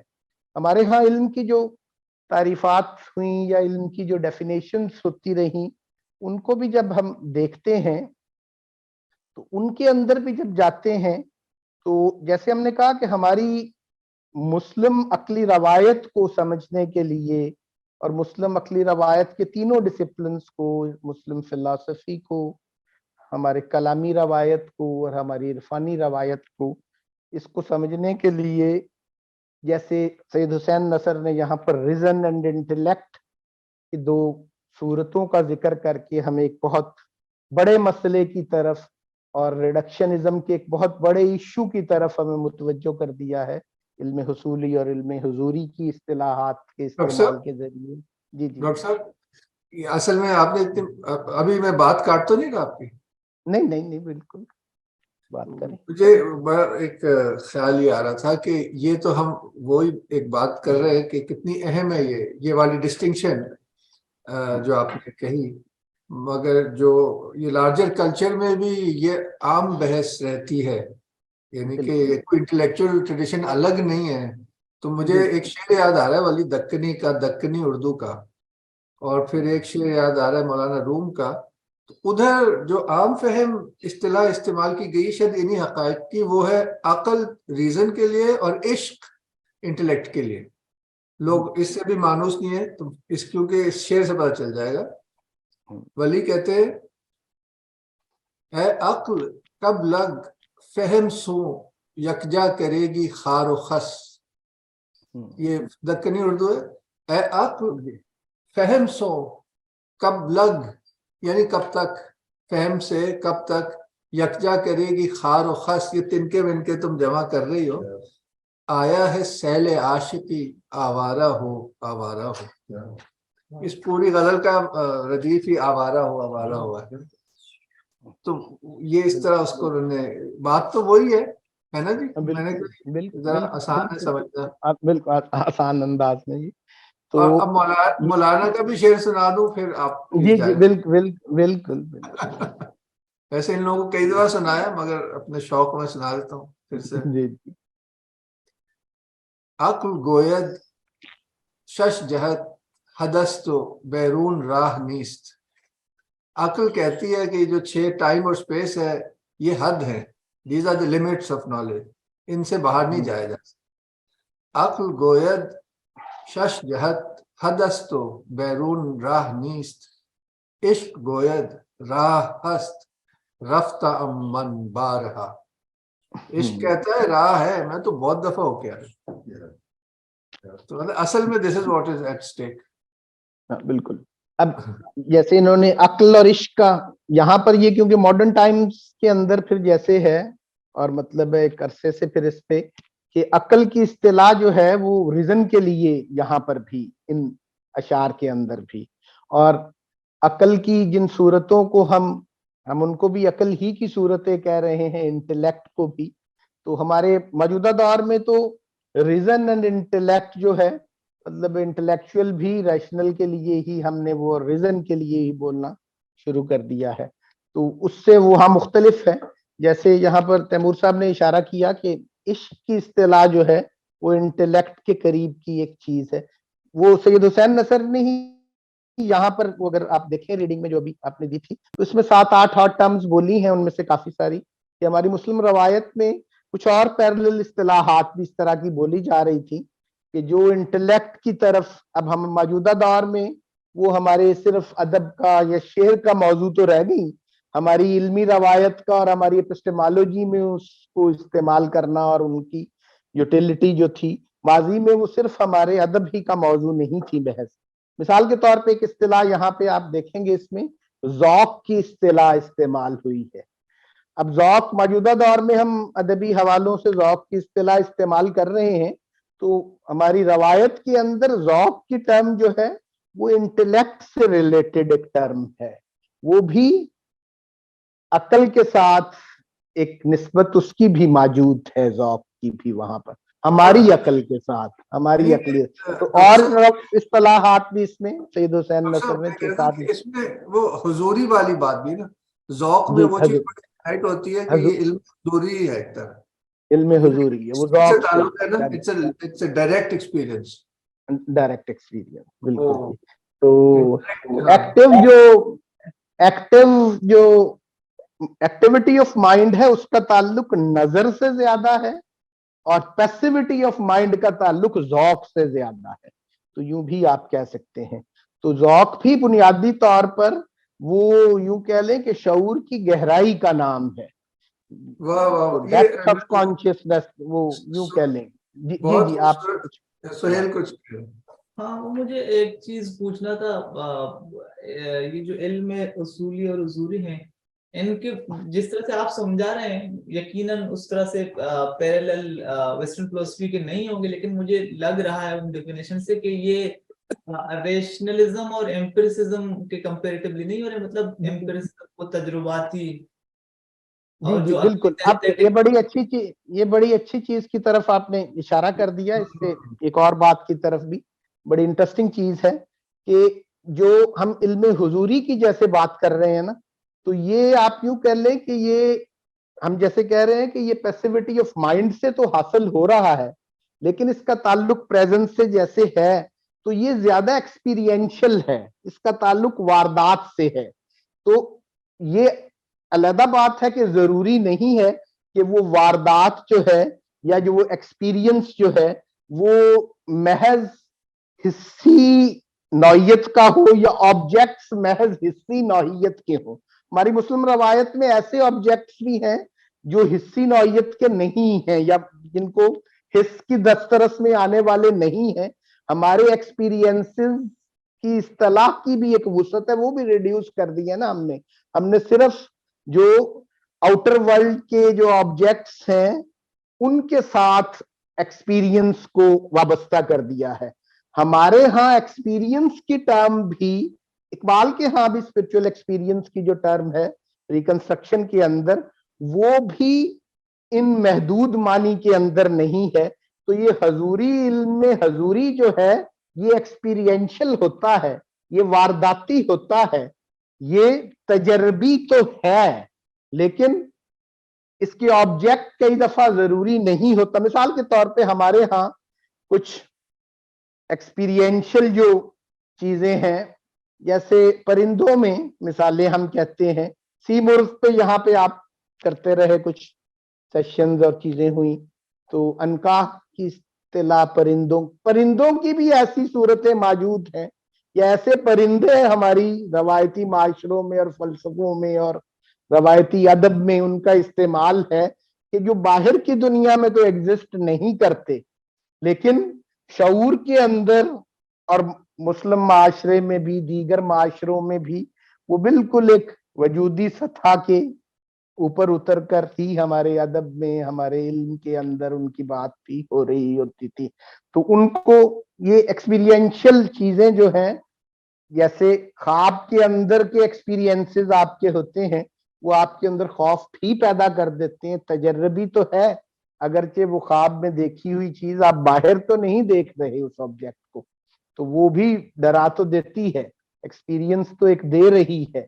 تو ہم نے اپنی ایکسپیرینس کی ٹرم کو بھی ریڈیوس کر لیا ہے, بہت زیادہ امپیریکل لیول پہ لے گئے ہیں اس کو بھی. تو دوسرا اس کی جو بات کی طرف آپ نے اشارہ کر دیا کہ جیسے عقل اور عشق کا ایک انہوں نے کمپیریزن سامنے دیا, آپ نے عقل اور عقلیت اور حسیت کی بات کی, ریشنلزم اینڈ امپیریسزم کی. تو یہی اسی بات کی طرف ہی نشاندہی ہے کہ ہماری روایتی فلسفوں کے اندر, جیسے گریک تھاٹ کے اندر, آئیڈیلزم اور ریشنلزم کا ایک سیٹ آپ کو نظر آئے گا. تو اب آئیڈیلزم اور ریشنلزم میں وہاں پر جو عقل ہے آئیڈیلزم کے مقابل کھڑی, وہ بالکل اور طرح کی عقل ہے. ہماری مسلم فلسفی میں عقل اور نقل کے کمبینیشن میں جو ایک عقل جس کی ہم بات کر رہے ہیں اور جس کی تفصیلات ہم کھولنے کی کوشش کر رہے ہیں, وہ ایک بالکل اور طرح کی عقل ہے. اور کارٹیسین ٹائمز کے اندر آ کر ہیوم اور ڈیکارٹ اور ان ڈیبیٹس میں جب پھر ریشنلزم اور امپیریسزم آمنے سامنے ہو گئے, تو یہ ایک اور طرح کا سیٹ ہے. تو یہاں پر مائنڈ اینڈ باڈی کی جو ایک سیپریشن تھی یہاں پر, اور مائنڈ اور باڈی جو ہم اصل نہ رہا جو ہماری روایتی فکر کے اندر تھا ڈیکارٹ کے ہاں آ کر, تو اس کی دوئی نے, اس ڈیولزم نے اصل میں آ کر نہ صرف ان کو جدا کیا ہے بلکہ ان کو ریڈیوس بھی کر دیا ہے. مائنڈ کو بھی ریڈیوس کر دیا ہے اور آبجیکٹ کو, باڈی کو بھی ریڈیوس کر دیا ہے. باڈی کو بھی حسیت تک ریڈیوس کر دیا ہے اور مائنڈ کو بھی ریزن تک ریڈیوس کر دیا ہے. یونیورسل آئی کو انڈیویجول آئی بنا دیا ہے. یہی وہ ریڈکشنزم ہے. یہ امپیریسزم اور ریشنلزم کا جو ایک ہمارے ہاں ایک بائنری ہے, یہ اصل میں اسی ریڈکشن سے پیدا ہونے والی بائنری ہے. ہمارے ہاں عقل اور نقل کی تو بات ہو رہی تھی, لیکن اس قسم کی ریڈکشن ابھی در آئی نہیں تھی. ڈاکٹر صاحب تھاٹ کے اندر. جی جی سمیر صاحب نے ہاتھ اٹھایا, اس کے بعد فاروق صاحب. شکریہ. ایک تو یہ شروع میں آپ نے بھی اس کا ذکر کیا کہ جب نصر صاحب نے جو مضمون شروع کیا ہے, ایک تو وہ یہ کہہ رہے ہیں کہ centred on study of being. اب بینگ انہوں نے کیپیٹل میں لکھا ہے, یعنی یہ بینگ وہ نہیں جو چھوٹے. ایک تو یہ میرا کامنٹ ہے. دوسرا کامنٹ یہ ہے کہ یہ سوال کہ جب آپ نے کہا کہ اسلام میں شروع میں انٹولوجی کے اوپر زور تھا, بلکہ ایپسٹمولوجی بعد میں آئی ہے. اب یہ میرے شاید ناقص میں ایک یہ سوال ہے کہ ایپسٹمولوجی چونکہ بات کرتی ہے پاسبلٹی آف نالج کی, کہ کیا آیا کسی چیز کو جاننا ممکن ہے کہ نہیں, تو اس میں پھر شاید زبان ایک مین چیز ہے کہ زبان کے ذریعے ہم ایکسپریس کرتے ہیں اپنے اس کو. تو ایک تو یہ ذہن میں نہیں سمجھ آتی کہ ایپسٹمولوجی کیوں ایک اہم چیز نہیں تھی اس وقت اس میں.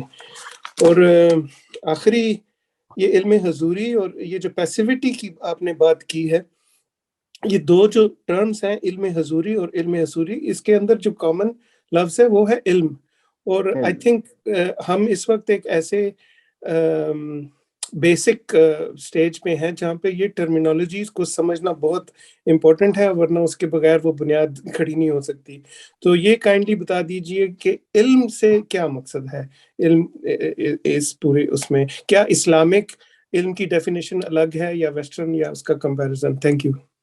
जी, ये यकीनन वो जैसे हम इल्म के डोमेन की बात कर रहे हैं और उसकी जब फैलाव की बात कर रहे हैं और इन इस्तिलाहात की बात कर रहे हैं, तो जब हम ये बता रहे हैं कि वेस्ट के अंदर इल्म महज इल्म हुसूली है और इस्लाम के अंदर इल्म जो है इल्म हुसूली के साथ साथ इल्म हुजूरी भी इल्म ही है।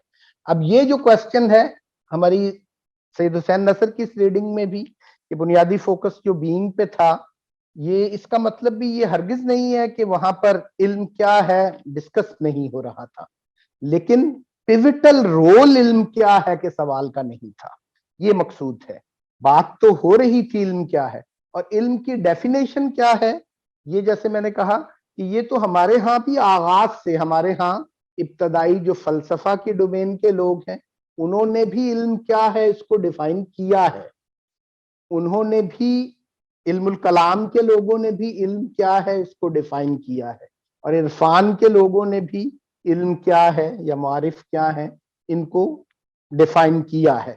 ऐसा नहीं है कि इल्म क्या है कि सवाल को वो आंसर नहीं कर रहे थे, लेकिन उस तहजीब का जो एक बुनियादी सवाल ये नहीं था कि इल्म क्या है, उनका बुनियादी सवाल ये था कि वजूद क्या है। और इल्म क्या है का सवाल उसी वजूद क्या है के सवाल के अंदर एक ज़ैली सूरत में था, एक ब्रॉडर कैनवस के अंदर इल्म क्या है था। अब वेस्ट के यहाँ आके जो मामला हुआ है वो हुआ ये कि वो जो ब्रॉडर कैनवस था वो गायब कर दिया गया। ये एक रिडक्शनिज्म है वहां पर।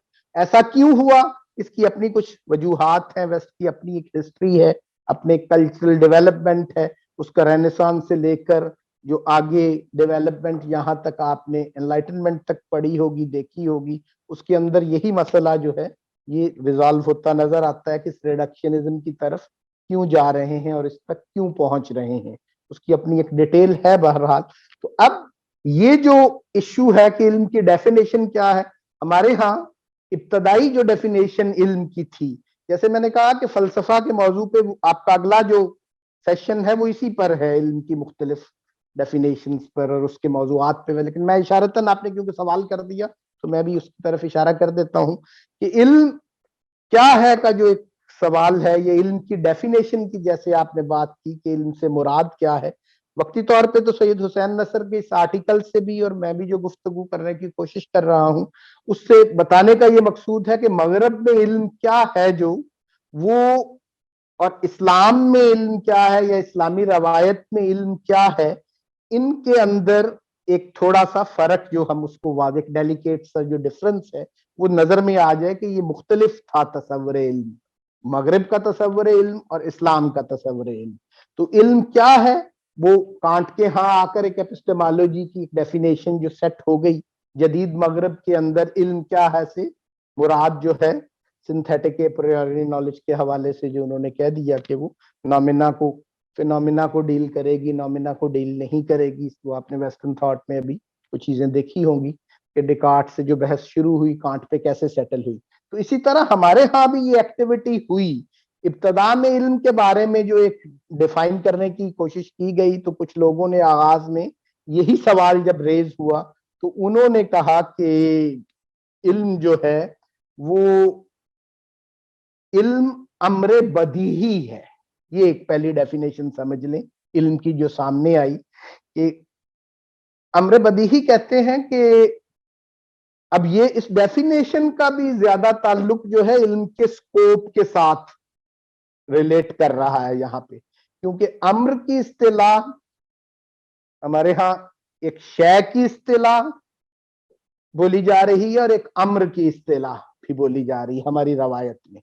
तो अब शय के हवाले से जब इस्तिलाह बोली जा रही हो और अम्र मतलब किसी चीज को डिफाइन करने में उसमें शय कह के कुछ डिफाइन किया जा रहा हो और कहीं पे अम्र कहकर डिफाइन किया जा रहा हो, तो उसमें भी एक बड़ा इंटरेस्टिंग डेलिकेट सा फर्क होता है कि शय कह के जब बात की जा रही है तो वो सिर्फ रीजन से रिलेटेड, ऑब्जेक्ट से रिलेटेड होती है, जुज़ी इल्म से मुतल्लक है वहां पर डेफिनेशन सिर्फ।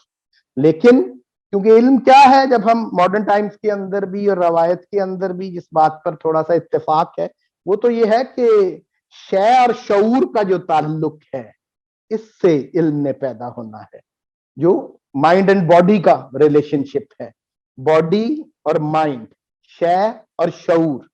लेकिन हमारी रवायत में अम्र की इस्तिलाह जो बोल दी जाती है और फिर अम्र बदीही कह दिया गया, अम्र की इस्तिलाह जैसे हमने कहा कि अल्लाहुम्मा अरिना हकाइकुल अशियाई, कि हकीकत अशिया जो है कि बॉडी जो है उसकी जो हकीकत उससे भी ट्रांसेंडेंट है, जो उससे मावरा हकीकत है, उसकी तरफ इशारा देना हो तो फिर शय की बजाय अम्र कह देते हैं उसको। उस डेफिनेशन में अम्र की इस्तिलाह इस्तेमाल हुई है तो उसका मतलब होता है कि अब ये उड़ान जो है महज बॉडी तक नहीं रही, बॉडी की ट्रांसेंडेंट रियलिटी को भी छूना चाह रहा है ये डिफाइन करने वाला अम्र की इस्तिलाह इस्तेमाल करके। तो ये अम्रे बदीही है। अब बदीही क्या है कि सेल्फ एविडेंट को कहते हैं।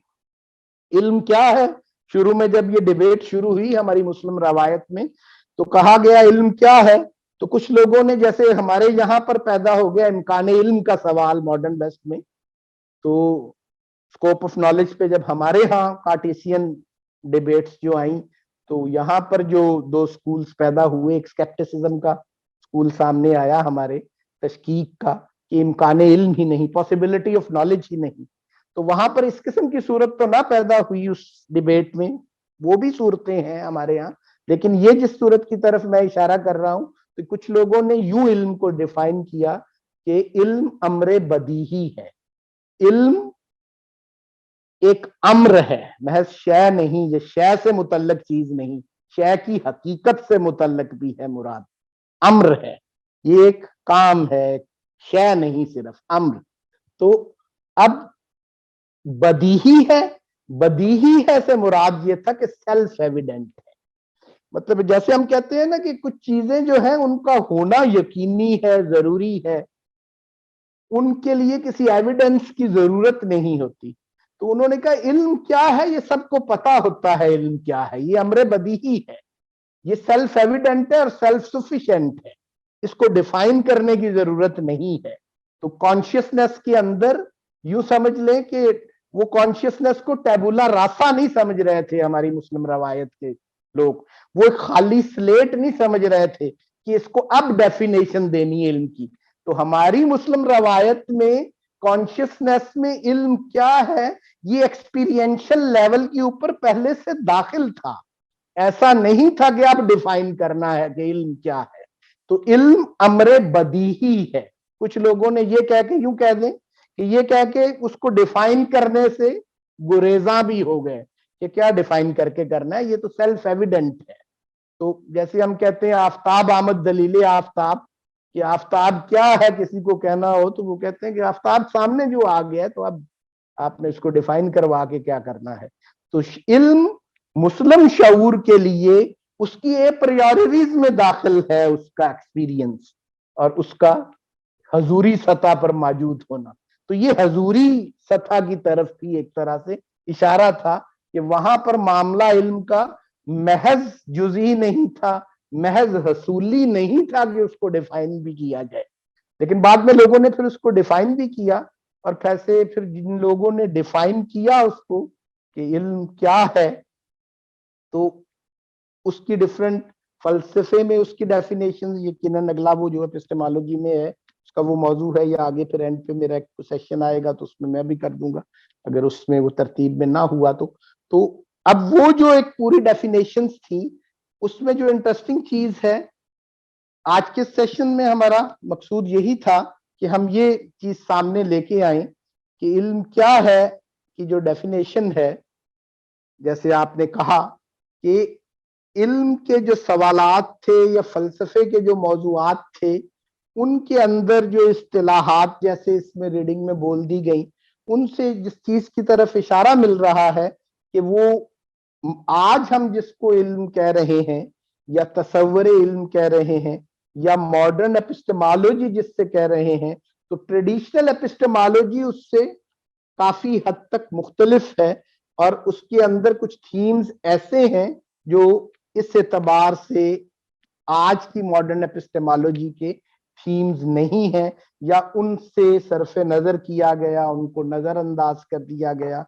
تو اب جیسے آپ نے کہا کہ ہم علم حصولی اور علم حضوری کی بات کر رہے ہیں، اور شروع میں شاید آپ نے ایک سوال یہ بھی ریز کیا کہ سرٹینٹی آف نالج کی جو ایک بات غالباً کسی نے، آپ نے یا کسی اور نے ابھی یہاں پر ریز کی، تو علم کی جو ابتدائی ڈیفینیشنز ہیں اس کے اندر پھر یہ بھی کہا جاتا ہے کہ یہ حصولی اور حضوری علم، اور پھر یہ حصولی اور حضوری علم دونوں یہ آپ یقینی بھی ہو سکتے ہیں، وہمی بھی ہو سکتے ہیں، اور ظنی بھی ہو سکتے ہیں۔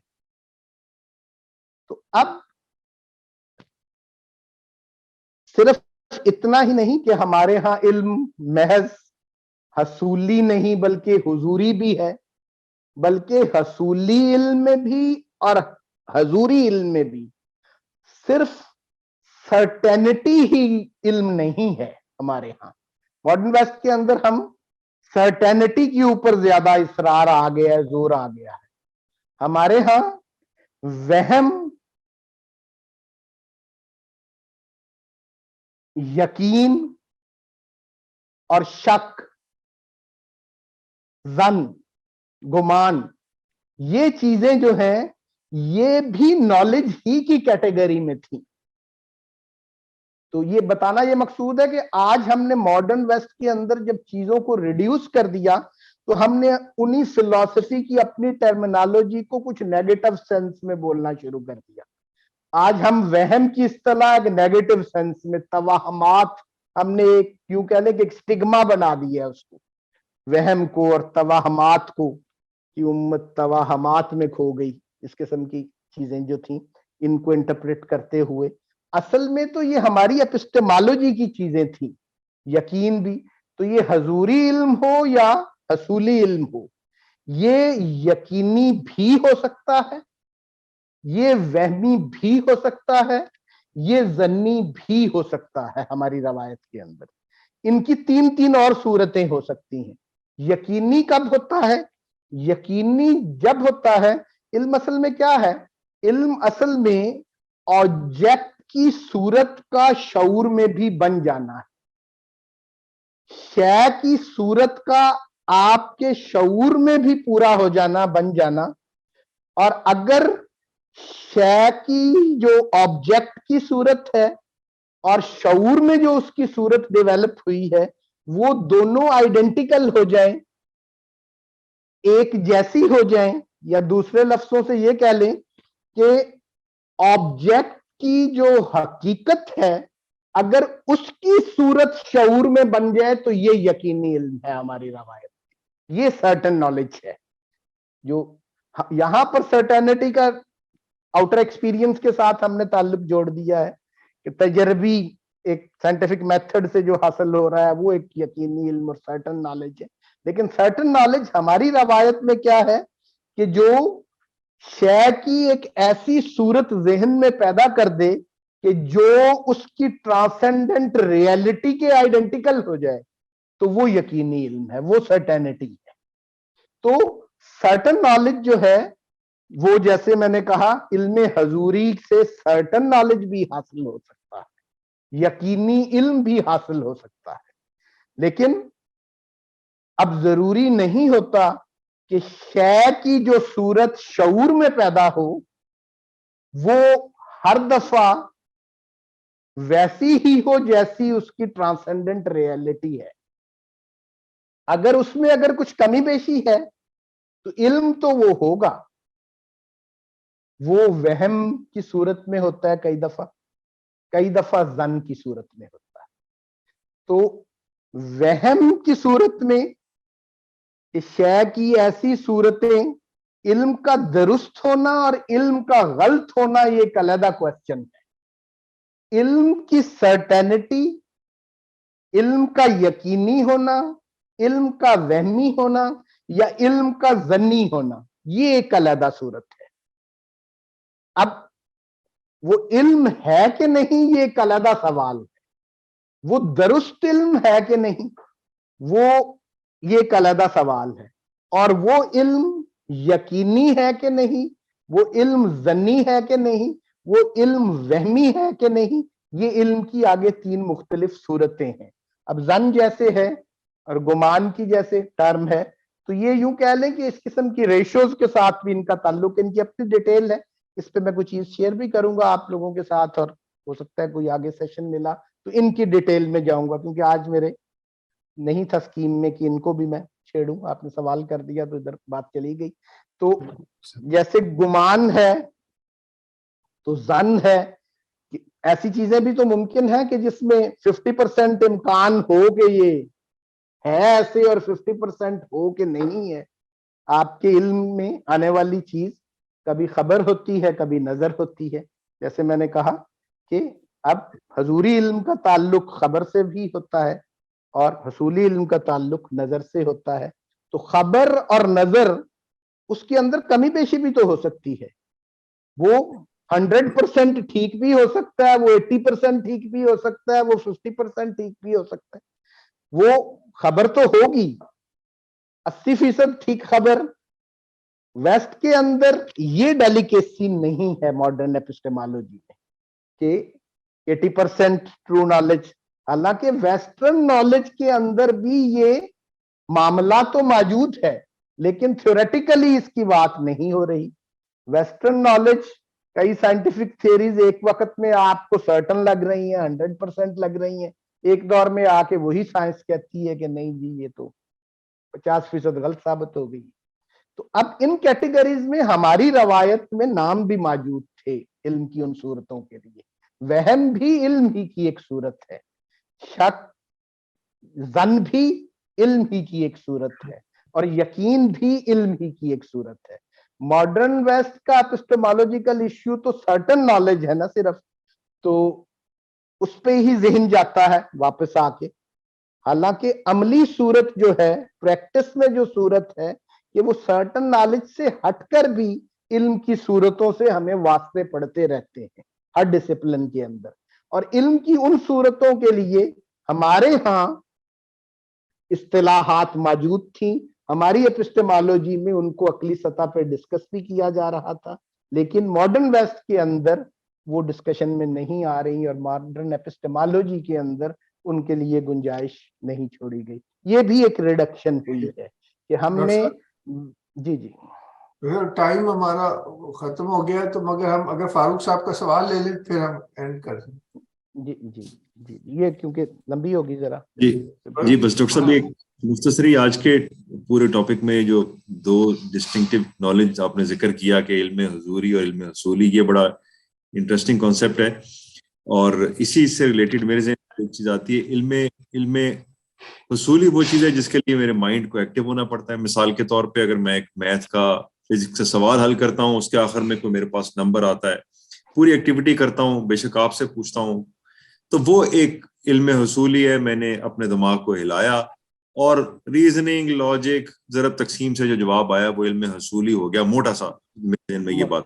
بالکل. اچھا، علم حضوری جو میں سوچتا ہوں وہ ایسی چیز ہے جس کے لیے مجھے مثال کے طور پہ میرا اپنا وجود جو ہے، میری آنکھیں بند ہوں، آنکھیں کھلی ہیں، مگر مجھے اپنے وجود کا پتہ ہے کہ میں یہاں پر موجود ہوں. تو یہ ایک ایسی چیز ہے جس کے لیے مجھے اپنے دماغ کو ہلانا نہیں پڑتا، کسی سے پوچھنا نہیں پڑتا.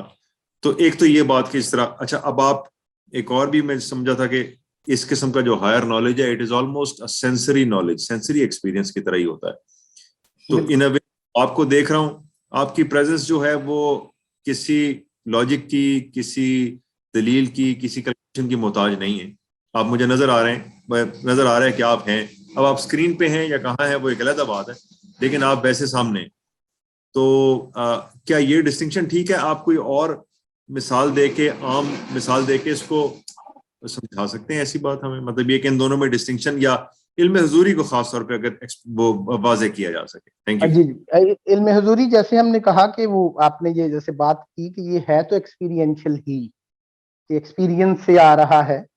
تو جیسے ہمارے حسی تجربات ہیں اس طرح کے ہمارا انٹلیکچوئل جو نالج ہے وہ بھی ایکسپیرینشل ہی ہوتا ہے، لیکن وہ ضروری نہیں ہوتا کہ وہ محض حسی ایکسپیرینس سے ہی حاصل ہو رہا ہو. تجربات کی کچھ ایسی صورتیں بھی ہو سکتی ہیں جو سینسری نہ ہوں. تو جیسے ریکنسٹرکشن کے اندر اقبال نے ایک بہت بڑی دلیل دی ہے کہ ایکسپیرینس کا اور حسی ایکسپیرینس کا حواس سے جو تعلق ہے اس سے اس کو تھوڑا سا اور براڈ کرنے کی جو کوشش کی ہے. ایکسپیرینس کی ٹرم کو محض امپیریکل نہیں رہنے دیا جو اقبال نے. تو ویرائٹیز آف ایکسپیرینس کی جو بات جیمز کے ہاں بھی تھی اور اقبال کے ہاں بھی، جو ریکنسٹرکشن کے اندر جو اسپرچل ایکسپیرینس پہ آخری خطبہ ہے غالباً اقبال کا ریکنسٹرکشن کا، تو انہوں نے بھی وہاں پر جیسے آپ نے بات کی کہ اس کو یوں کہہ لیں کہ ایکسپیرینس کے ساتھ ہی جوڑا ہے. اسپرچل جو ایک ایکسپیرینس ہوتا ہے اس کو اسپرچل ایکسپیرینس اقبال وہاں پہ کہہ رہے ہیں. ہے وہ ایکسپیرینس ہی، لیکن وہ جو اسپرچل ایکسپیرینس ہے وہ ہمارے ہاں ویسٹ کے اندر وہ صرف حواس تک محدود ہو گیا. ایکسپیرینس جو ہے ہمارے ہاں جو ہماری روایت کی کچھ چیزیں تو تھیں، لیکن ویسٹ میں بھی اور ہمارے ہاں بھی ہم نے اس انٹلیکٹ کو اور اس اسپرچل ایکسپیرینس کو، اس کشف کو، اس پریزنس سے حاصل ہونے والے علم کو، اس آبجیکٹ کے سیلف ڈسکلوئر سے حاصل ہونے والے پیسیوٹی آف مائنڈ میں ریسیو کیے جانے والے علم کو، ہم نے اس کو سکس سینس سمجھ لیا صرف. وہ حالانکہ سکس سینس نہیں تھی، وہ ایک سٹیٹ آف مائنڈ سے حاصل ہونے والا ہی علم تھا. وہ سٹیٹ آف مائنڈ اس میں ایکٹیویٹی کی بجائے پیسیوٹی کے موڈ میں جاتی تھی اور اس سے ایک ایکسپیرینس ہوتا تھا. الٹی ہی چال چلتے ہیں دیوانگان عشق، آنکھوں کو بند کرتے ہیں دیدار کے لیے. تو اب ایک ایکسپیرینس تو آنکھوں سے ہے، حسی ایکسپیرینس. تو دیوانگان عشق جو ہے وہ آنکھیں بند کر کے مشاہدہ کرنا چاہتے ہیں. تو یہ بھی مشاہدہ ہی ہے جو بند آنکھوں سے یا پیسیوٹی آف مائنڈ سے ہوتا ہے، جو ایکٹیویٹی آف مائنڈ بلکہ اس میں رکاوٹ بن جاتی ہے. مائنڈ کو ایکٹیو موڈ میں ہی رکھے تو وہ جیسے کہتے ہیں نا کہ ذہن کو چلانا تو چاہیے لیکن اتنا نہیں چلانا چاہیے کہ وہ چل ہی جائے، کہ اس کو پیسیوٹی آف مائنڈ کا ایکسپیرینس ہی نہ رہے. وہ ان احساسات کو، ان محسوسات کو، تو اس کا تعلق احساسات کے ساتھ، محسوسات کے ساتھ، ایک سٹیٹ آف مائنڈ کے ساتھ پیسیوٹی کا. تو اس میں جیسے ہم نے ابتدا میں بات کی کہ ہماری فلسفیانہ روایت کا اصل موضوع تو وجود کیا ہے ہی تھا. تو علم کی یہ جو معراج ہے جس کو پیسیوٹی آف مائنڈ سے حاصل ہونے والا علم ہم کہہ رہے ہیں، یہ اصل میں وجودی قسم کا علم ہوتا ہے جس کو آپ ایکسپیریمنشل نالج کہہ رہے ہیں، فینومینولوجیکل کائنڈ آف نالج اس کو آپ کہہ سکتے ہیں کسی حد تک، کہ یہ ایک ایکسپیرینس ہے ایک فینومینا کے طور پر جس میں پیسیوٹی کا دخل بڑھ گیا ہے، اس سے حاصل ہو رہا ہے. تو یقیناً جیسے آپ نے کہا کہ یہ جیسے آپ نے مثال کہی، تیمور صاحب نے اشعار میں وہ کہا، تو بند آنکھوں سے ہونے والا ایک ایکسپیرینس جو ہے وہ پیسیوٹی، کشف کی اصطلاح بھی اس کے لیے ہماری روایت میں. ذوق سے آپ کے اوپر کچھ چیزیں کھل رہی ہوتی ہیں جو محض انفارمیشن سے اور محض عقل کے فیل سے حاصل نہیں ہو پاتی، لیکن ذوق سے آپ کے اوپر وہ عیاں ہو جاتی ہیں، آپ کے ٹیسٹ سے. تو وہ چیزیں جو ہیں وہ اس میں شامل ہیں. اس میں ڈاکٹر صاحب بہت ہی عمدہ بہت شکریہ جی، تھینک یو سو مچ.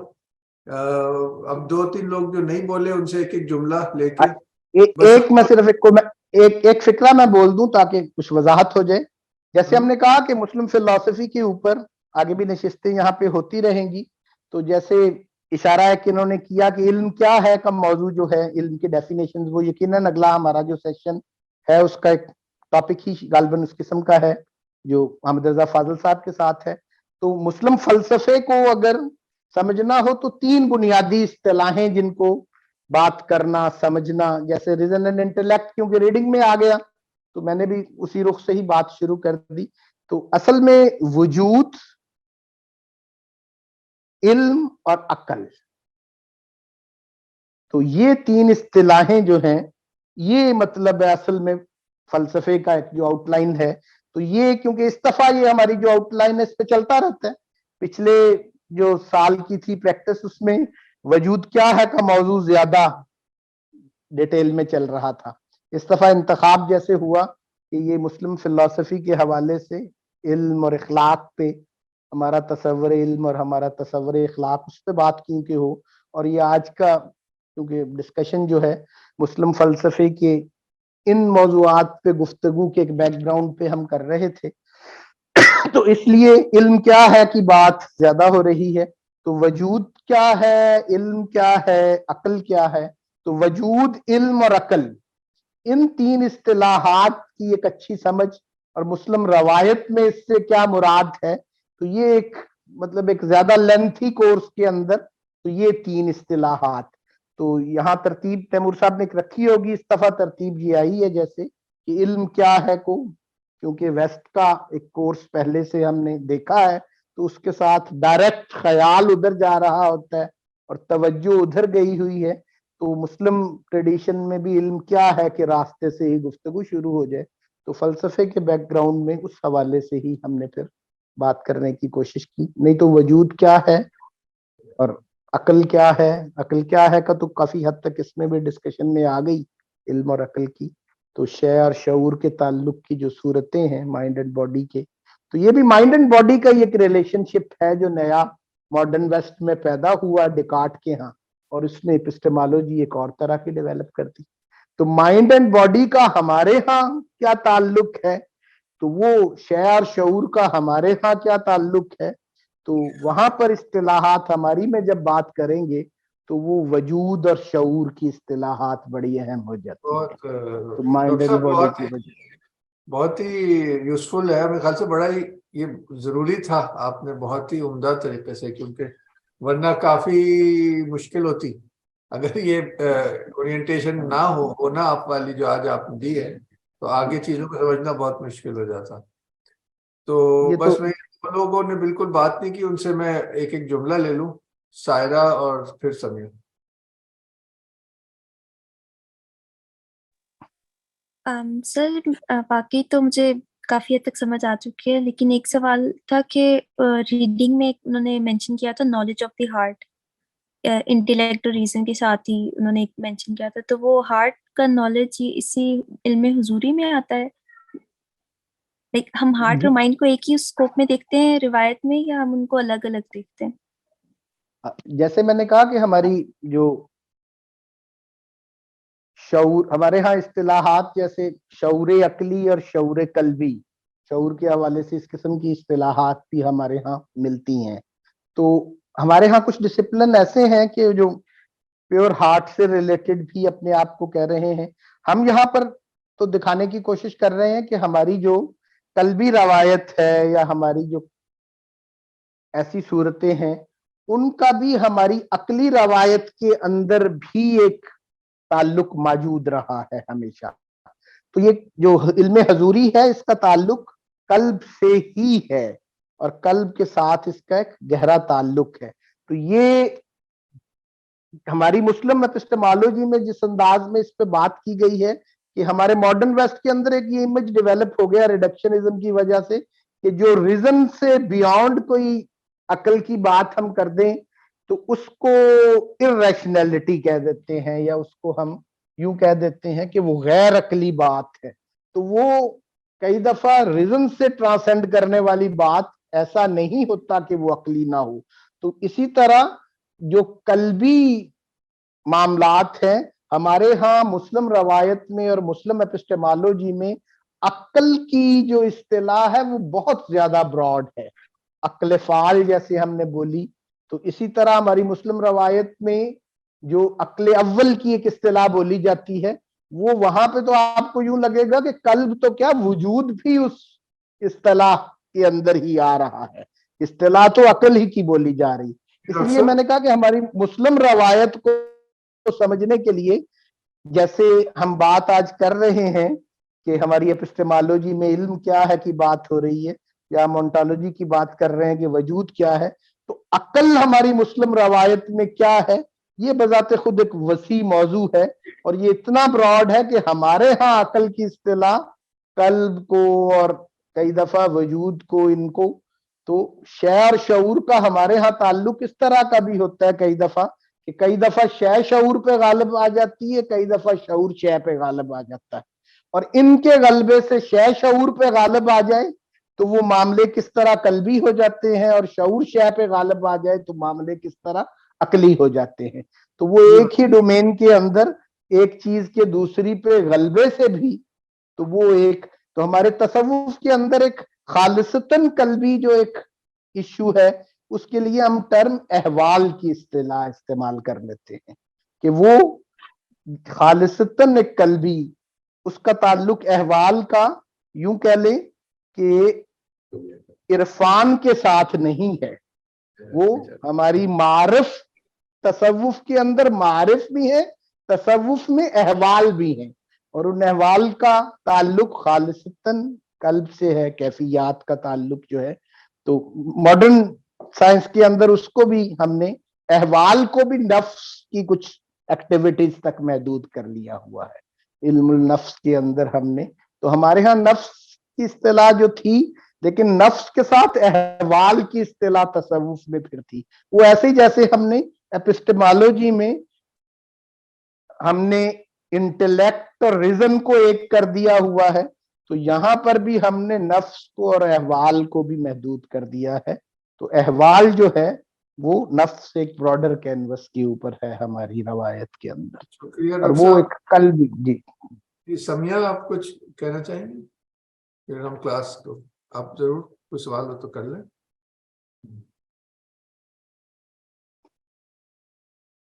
تو آخر میں عباس صاحب کوئی ڈاکٹر صاحب, یہ جو علم حضوری ہے, یہ سید حسین نصر کا اگر آپ آرٹیکل دیکھیں تو وہ حصولی کو اس طرح ڈسٹنگوش کرتے ہیں. حصولی کو وہ کہتے ہیں ریپرزنٹیشنل نالج. ابھی آپ نے تھوڑی دیر پہلے, اور یہ بالکل آپ نے صحیح کہا تھا کہ علم حضوری, بلکہ علم حضوری کو تو کچھ اسکالرز ڈیفائن اس طریقے سے کرتے ہیں کہ اس میں دو آبجیکٹس کی ڈسٹنکشن نہیں ہوتی. ایک وہ آبجیکٹ جو آبجیکٹ آف نالج ہے, اور ایک وہ جو ایکچوئل آبجیکٹ ہے جس کو آبجیکٹ آف نالج ریپرزینٹ کر رہا ہے, کیونکہ ریپرزنٹیشن نہیں ہوتی, دونوں آئیڈینٹیکل ہوتے ہیں. تو کچھ لوگ تو علم حضوری کو ڈیفائن اس طریقے سے کرتے ہیں. تو اگر علم حضوری ڈیفائن اس طریقے سے ہو تو پھر تو اس میں سرٹنٹی, پھر تو علم حضوری کا جو بھی موڈ ہوگا اس میں سرٹنٹی تو ہوگی. پھر اس میں مطلب میرا مطلب ذہن میں بات یہ آ رہی, وہ کون سا موڈ ہے علم حضوری کا جس میں سرٹنٹی نہ ہو. اگر ہم ڈیفائن اس طریقے سے کر رہے ہیں کہ جو ایکٹ آف نالج کے اندر جو نون ہے, جو آبجیکٹ آف نالج ہے, جو کہ اسینشل کمپوننٹ ہے ایکٹ آف نالج کا, اس میں اور جو ایکچوئل آبجیکٹ ہے وہ آئیڈینٹیکل ہے. اگر علم حضوری ڈیفائنڈ اس طریقے سے ہے تو پھر تو سرٹنٹی ہونی چاہیے. پھر اس لحاظ سے جو انٹلیکٹ ہے, جو کہ جس میں جو نالج ہوتی ہے وہ نالج میں پریزنس ہوتی ہے, وہ پھر انٹلیکٹ جو ہے وہ انفیلیبل سورس آف نالج ہوگی, پھر اس میں سرٹنٹی ہونا لازمی. یہ بات ہے نا بیسیکلی. کیا خیال ہے جی کیا اس میں؟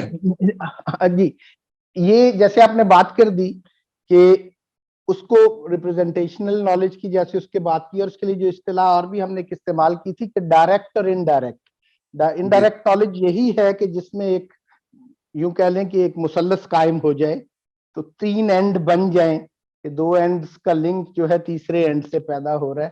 ڈائریکٹ یا ایکسپیرینشل نالج کی بجائے وہ انڈائریکٹ نالج وہاں پر موجود ہے. اور مطلب آرٹ کے جو لوگ ہیں ان کے لیے یہ پھر ریپرزنٹیشنل نالج والی جو آپ نے مثال دے دی اور اس کی بات کر دی وہ زیادہ. لیکن دوسری جو بات آپ نے کی کہ وہ اس کا یقینی ہونا, اور کیا یقینی کے علاوہ جو دوسری صورتیں ہیں وہ کیا ہو سکتی ہیں, یا اس کی مثال کیا ہو سکتا ہے. تو جیسے ہم نے کہا کہ علم کی جو بھی صورت ہو, خواہ وہ نظری صورتیں ہوں, خواہ وہ خبری صورتیں ہوں, یا علم کا جیسے آپ نے کہا کہ وہ ریپرزنٹیشنل جو معاملہ ہوتا ہے, تو اس میں سرٹینٹی کا جو معاملہ ہوتا ہے. اب ایک اس میں ٹرم یوز کر دیتا ہوں, یوں کہہ لیں کہ جو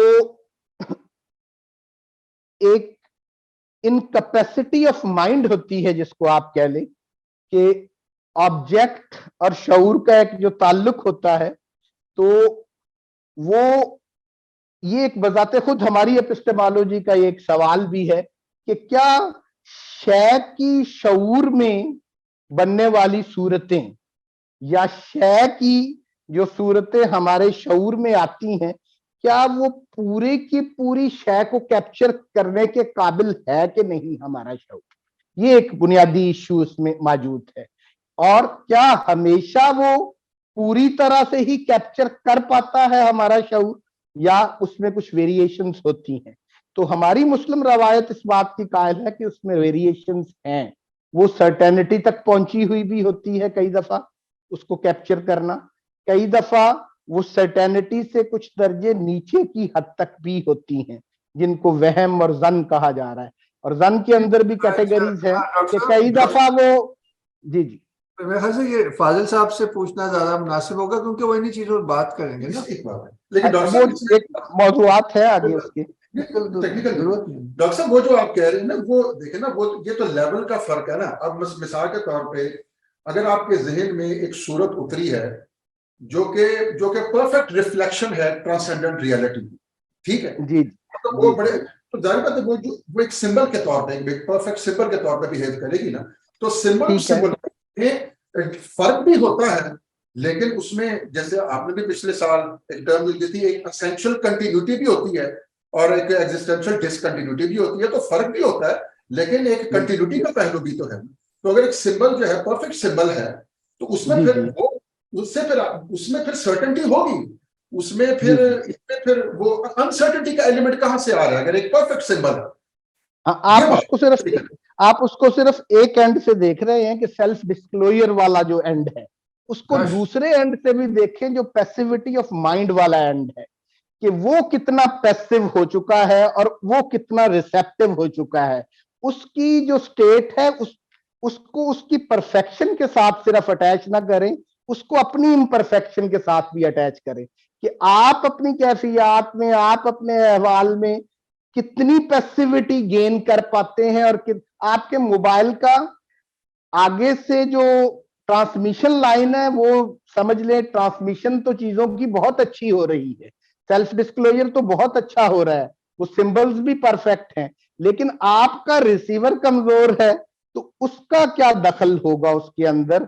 और ये दूसरा एंड भी है उसका, पैसिविटी ऑफ माइंड आप किस हद तक डिराइव नहीं है। विलायत के पहले दर्जे पे अगर पहुंच जाए, प्रीमोडियल सोल जब रिस्टोर हो जाए, तो मेरे ख्याल वहां पे मेरे ख्याल है वो तो फिर हम कह रहे हैं कि उसी को तो यकीनी इल्म कह रहे हैं, वो कैटेगरी बना तो रहे हैं, ऐसा तो नहीं कर रहे हम तो ये कह रहे हैं कि वो सूरत तो है यकीनी वाली, लेकिन और सूरतें भी हैं। ये तो हम अभी क्योंकि वहम और जन की डिटेल में नहीं गए, क्योंकि इसमें ऐसी चीजें भी हैं कि कुछ चीजें जहन में सूरत बन के आ रही हैं, टीवी की तरह तस्वीरें चल रही हैं, कुछ सूरतें ऐसी भी हैं कि वो जहन में आवाजों की सूरतें में भी आती हैं, इल्म की खबर की कुछ सूरतें ऐसे भी होती हैं, तो उनकी भी ऊपर बात। फिर कई दफा जन की ऐसी सूरतें कि जो 50% से ज्यादा उसका इम्कान हो कि ऐसे ही है, और कई ऐसी होती हैं कि 50% से कम इम्कान हो के ऐसे है। तो ये कई उसमें चीजें हैं, उसकी अपनी एक डिटेल है वहम, जन और यकीन की, उस पर तो हम गए नहीं आज, वो तो क्वेश्चन हो गया तो जैली जिक्र हो गया उस पर। सब बहुत ही अच्छी, अब्बास साहब का भी बड़ा प्यारा सवाल था, और अच्छा है आगे जो आने वाली चीजें उसका एक पेशखेमा होगा। तो आपका बहुत ज्यादा शुक्रिया, और तमाम हाजिरीन का भी, कि बड़े मेरे ख्याल से इंटरेस्ट से सबने सुना और समझ भी आया। तो इंशाल्लाह खुदा हाफिज। थैंक यू, खुदा हाफिज। Thank you. अल्लाह हाफिज़।